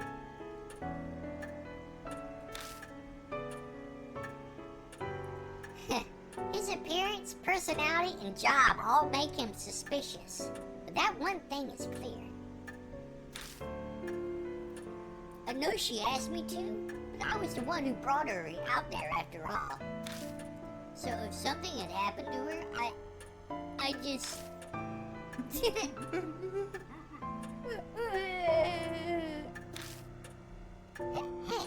are you alright?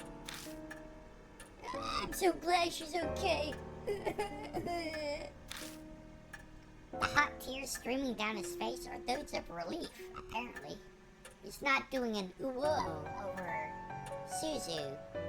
At least not right now, anyway. You should head to bed for today. I'm sure you're tired, right? Yeah, thanks. Good night. Suzu Tummy. I'm heading to bed soon myself. My mark's finally gone. I think I'm going to sleep well tonight. There's no reason for you to stay any longer. You're right about that. I'll be leaving tomorrow. Wait, really? You're leaving? I was hoping you'd stick around. Sorry, but even 9 lives wouldn't be enough to survive staying here. You said it. But I'm grateful for all this, too. It gave me time to rethink my life. Ironic, isn't it? If I hadn't been cursed by a spirit, I'd be in that forest right about now. Christy's smile turns wry. Well, I'm off to bed now. Good night.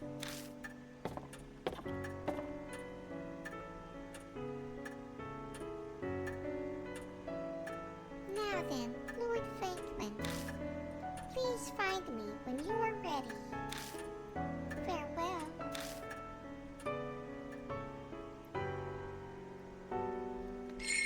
The truth behind Hanayome. Okay, let's take a look at that real quick.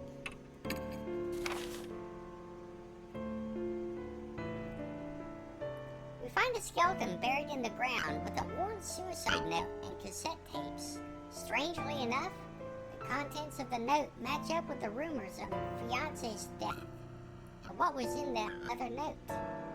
This is just a guess, but if I'm right, the songs on these tapes probably contain his thoughts and feelings. If the corpse is her fiance, then the tapes may have songs he made.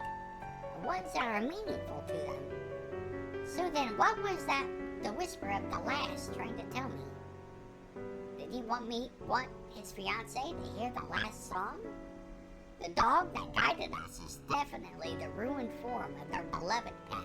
If I can manage to connect all this together when I face Hanayome. Oh, that was an old file. I should have read that earlier. Pardon me.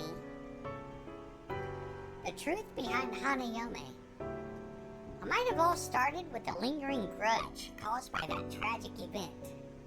Hanayome was likely Seiko Hasegawa. She became a spirit obsessed with eyes, an imitation of her fiancé's revenge. Their dog turned into that thing in an effort to save them. The info I got from a fellow mark bearer points to that as well. Her fiancé was a musician known as YMN back then.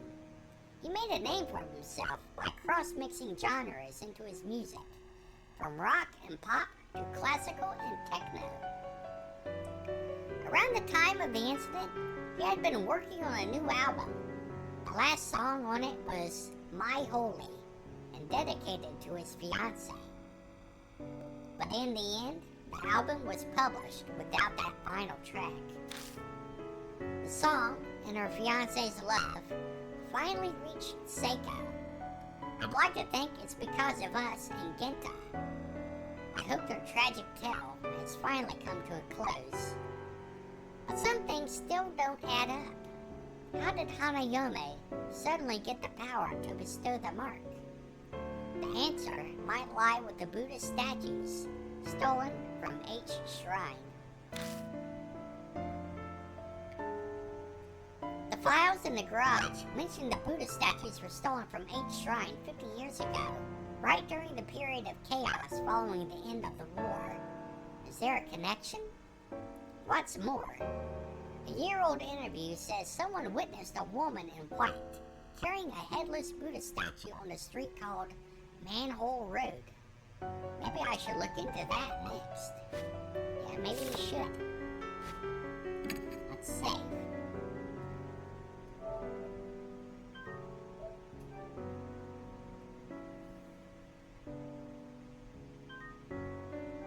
Okay. Ads are starting soon, so I'm going to drink a little bit more water here.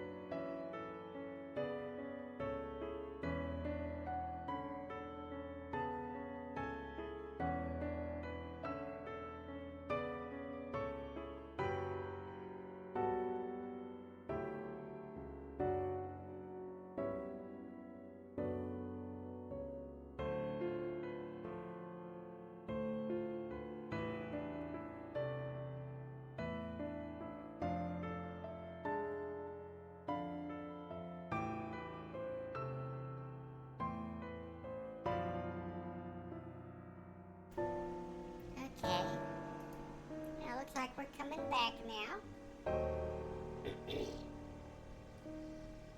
Hello, everyone. Welcome back. Took a moment to drink a little bit more water here. Let's move on here. 何かご用でしょうか。 Are you retiring to bed? Yeah, おや let's すみ go. なさいませ。 Good night.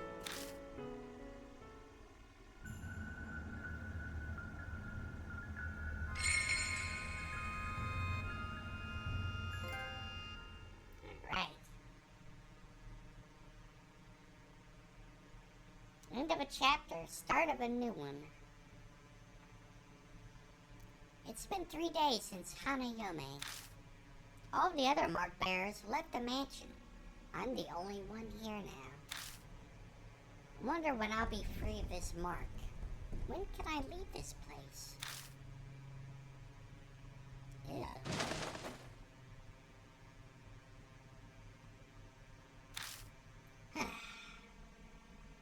There's not even a scrap of meaningful information around. I looked around Saya Kujo's bedroom to try to find something Mary mentioned. It's impolite to rummage through a woman's things, but I don't have the luxury to not do it. I searched every inch of the room, even under the carpet, but I came up empty. Seeing the dried blood on the floor reminds me of that horrifying sight I saw. Ugh. I don't want to die like that. That sole reason has been my driving force in my struggle to survive since that day. But how long can I keep this up? That thought fills me with such dread. It feels like my legs could give out. After searching everywhere I can, I leave the bedroom.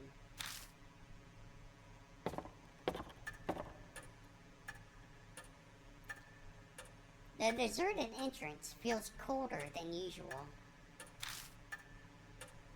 Thinking on it, it's already been over a week since I first came here. I've gotten completely used to this strange mansion. It's not really something I want to admit. ごきげんよう。 How do you do, Lord Franklin? Mary gives me her usual greeting in her monotone voice. She's still a complete mystery. Though I can't say I'm not grateful to have someone to talk to now that everyone's gone. Did you locate the master key? No, I didn't. I see. I was sure that it would be there. I've searched every accessible inch of the mansion and found no info about it. All that's left is the locked room. I'm trying to find the Kujo Mansion master key so I can open it. Mary said she thought it might be in Saya Kujo's bedroom, but it clearly was a bust. It is obvious I should have spoken with Lady Saya more before she died. I deeply apologize. Her voice carries a hint of sadness. She almost seems human when she does that.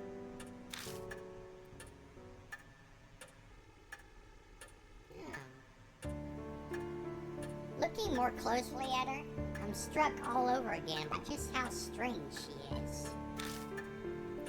I haven't really thought about it lately, since I've been struggling to survive, but how did she come into existence? Hey, Mary, were you made by Saya Kujo? No, I have served the Kujo family since before Lady Saya was born. I was already here at the mansion when I opened my eyes the first time. They say tools used for many years can come to house deities or souls. I may be something similar. So you're like a Kujo guardian deity. That is an exaggeration. Though I would be very pleased if I could achieve such a status. Lady Saya's fate was most unfortunate. I will do my utmost to respect her wish to save all who bear the mark. Her clear green eyes stare at me. Lord Franklin, thanks to you, many mark bearers have been saved. I am sure that Lady Saya would be extremely grateful to you. I very much feel the same way. Her voice is emotionless, but it sounds just a bit softer than usual. Her face can't show it, but it feels like she's trying to express gratitude.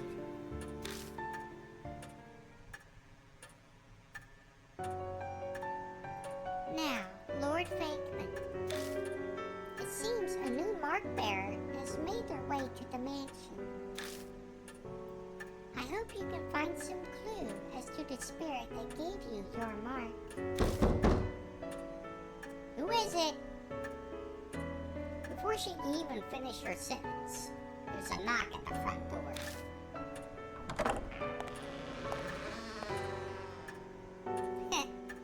A girl bounces in wearing a fancy outfit. I blink dumbfoundedly at her appearance. Nice to meet you. Good morning. It's the middle of the night. Oh, right. Sorry. I'm used to saying it as a greeting. So Dr. Kujo lives here, right? Madam Yasuoka told me to come. Is Dr. Saya around? Madam Yasuoka. Yup. No clue who that is. Sorry, but Saya Kujo isn't here. I'm Peter Venkman. I guess you can say I'm representing her right now. Are you here about the scar? I can help. Yeah, that's it exactly. It's actually called the mark, right? If you get it, your memories become a mess, and you die soon after. That's what Madame Yasuoka said. Well, color me surprised. I didn't think anyone else besides Saya Kujo knew about the mark. But this girl, she knows what will happen to her. But for some reason, she doesn't look depressed at all. Aren't you scared? Yeah, I'm terrified. But being a scaredy cat's embarrassing.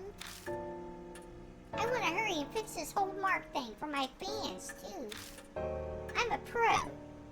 And forgetting the lyrics up on stage is a definite no-go. I think I know what line of work she's in. She's a comedian, right? A model. No, you're an idol. Are you an idol or something? Yeah, that's right. Oh, I haven't introduced myself yet. I'm Ai Kashiwagi. I sing, dance, and perform as a member of Love and Hero. Oh, so that's your stage costume. Yeah, cool, right? I headed here straight after filming finished. If I'd gone to my dressing room, my manager would have found me. The taxi driver stared at my outfit the whole way here. Giggling, she removes her jacket and bares her shoulder. A familiar mark glares bright from her skin. I'm stuck wearing sleeves right now because of this thing. And it's gonna be summer soon. It seems as though this person is indeed a mark bearer. Who's there? Ai's eyes bug out comically wide when she hears a female voice out of nowhere. She may know about the mark, But it doesn't look like she knows about Mary. There's something about Mary. Mary updates I about everything so far. She starts with Saya Kujo's tragic death and recounts our encounters with the spirits. I seem surprised to hear Kujo's death. She does admirably well in her attempt to swallow this string of unusual events. Now, Lady I, do you have any idea as to where you received your mark? Probably when we filmed at the mystery spots. I don't think I had the scar until after we finished up filming. I feel like I should ask her for more details about this mystery spot tour. What kind of show was it? A summer ghost story special. During the shoot, our guest star, Madame Yasuoka, and I got this weirdly shaped scar. The minute she saw it, Madame Yasuoka told me it was called a mark. So I wasn't the only one to get one. Miss Yasuoka also got the mark. Is this person not coming here then? Oh, I guess I forgot to say. Madame Yasuoka is on her way too. She'll just be a little late. She stopped by her shop in Giza before heading over. What should I ask next? Where'd you go? We went around to 3 mystery spots that are rumored to be haunted. One was an old tunnel in O City. Another was a railroad crossing in T City, where a lot of accidents happen. The last was a back street in H City. Sure enough, H City was one of the places. When did you notice it? We were rushing everywhere because we were pressed for time that day. It just was suddenly there. Well, that's not much help. I think that's all I'll get from her. You mentioned a street in H City, but where exactly was it? Oh, just a sec.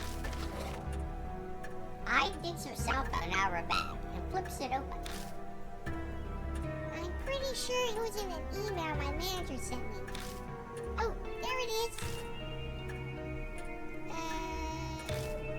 It was K. Miyamachi North Road. It was a pretty weird place. A ton of manholes were all over.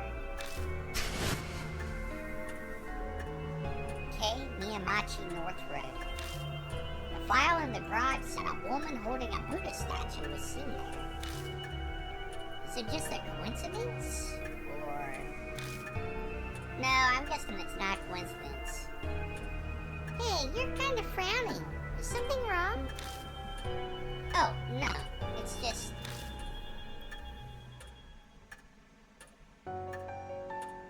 It seems we have determined where you must go tonight. Please head directly to K. Miyamachi North Road, Lord Franklin. There may be a spirit trace there. That's not the only thing I might find. There may be a clue about who stole the Buddha statues from H Shrine, too. And of course, I'll come with. Our group has a song that goes like this. I'm not one to sit around and wait. I'll blast through those evil traps standing in my way with all my might. Okay. Sounds like Love and Hero specializes in a motivational kind of song. Anyway, she seems willing enough, so I'll let her help.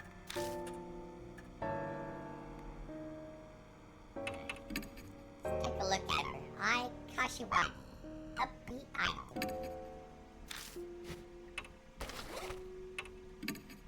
Let's take a look at her.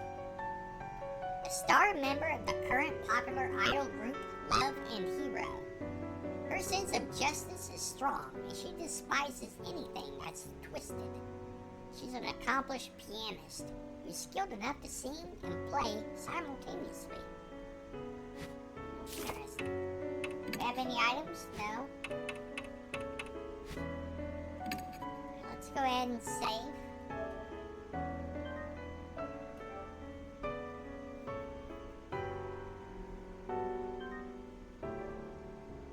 And, okay, I think, that's where we're going to call it tonight. So let's head back to the waiting room.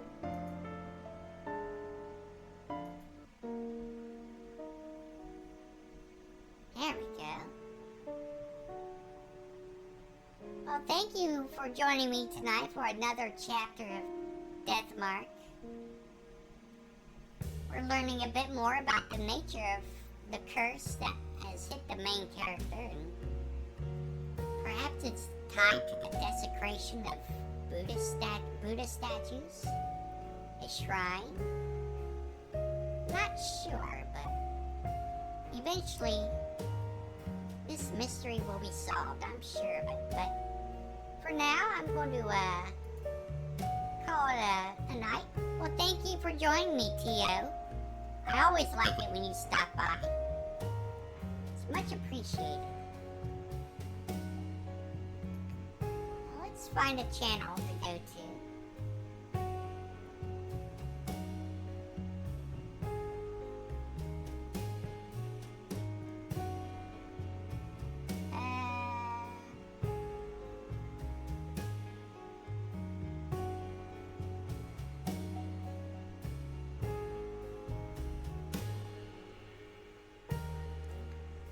I'm gonna go ahead and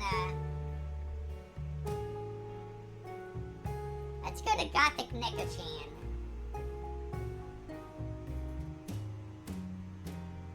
She's playing Shadow Hearts right now, so that's one of my favorite games.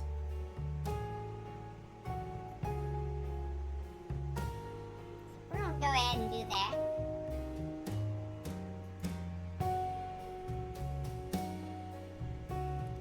Thank you all again, once more, for showing up. I appreciate so much. I'll probably be playing again sometime tomorrow, though I'm not sure what I'll be playing, so if you like surprises, drop in and see what's up. Until then, take care of yourselves and rest in peace. Good night.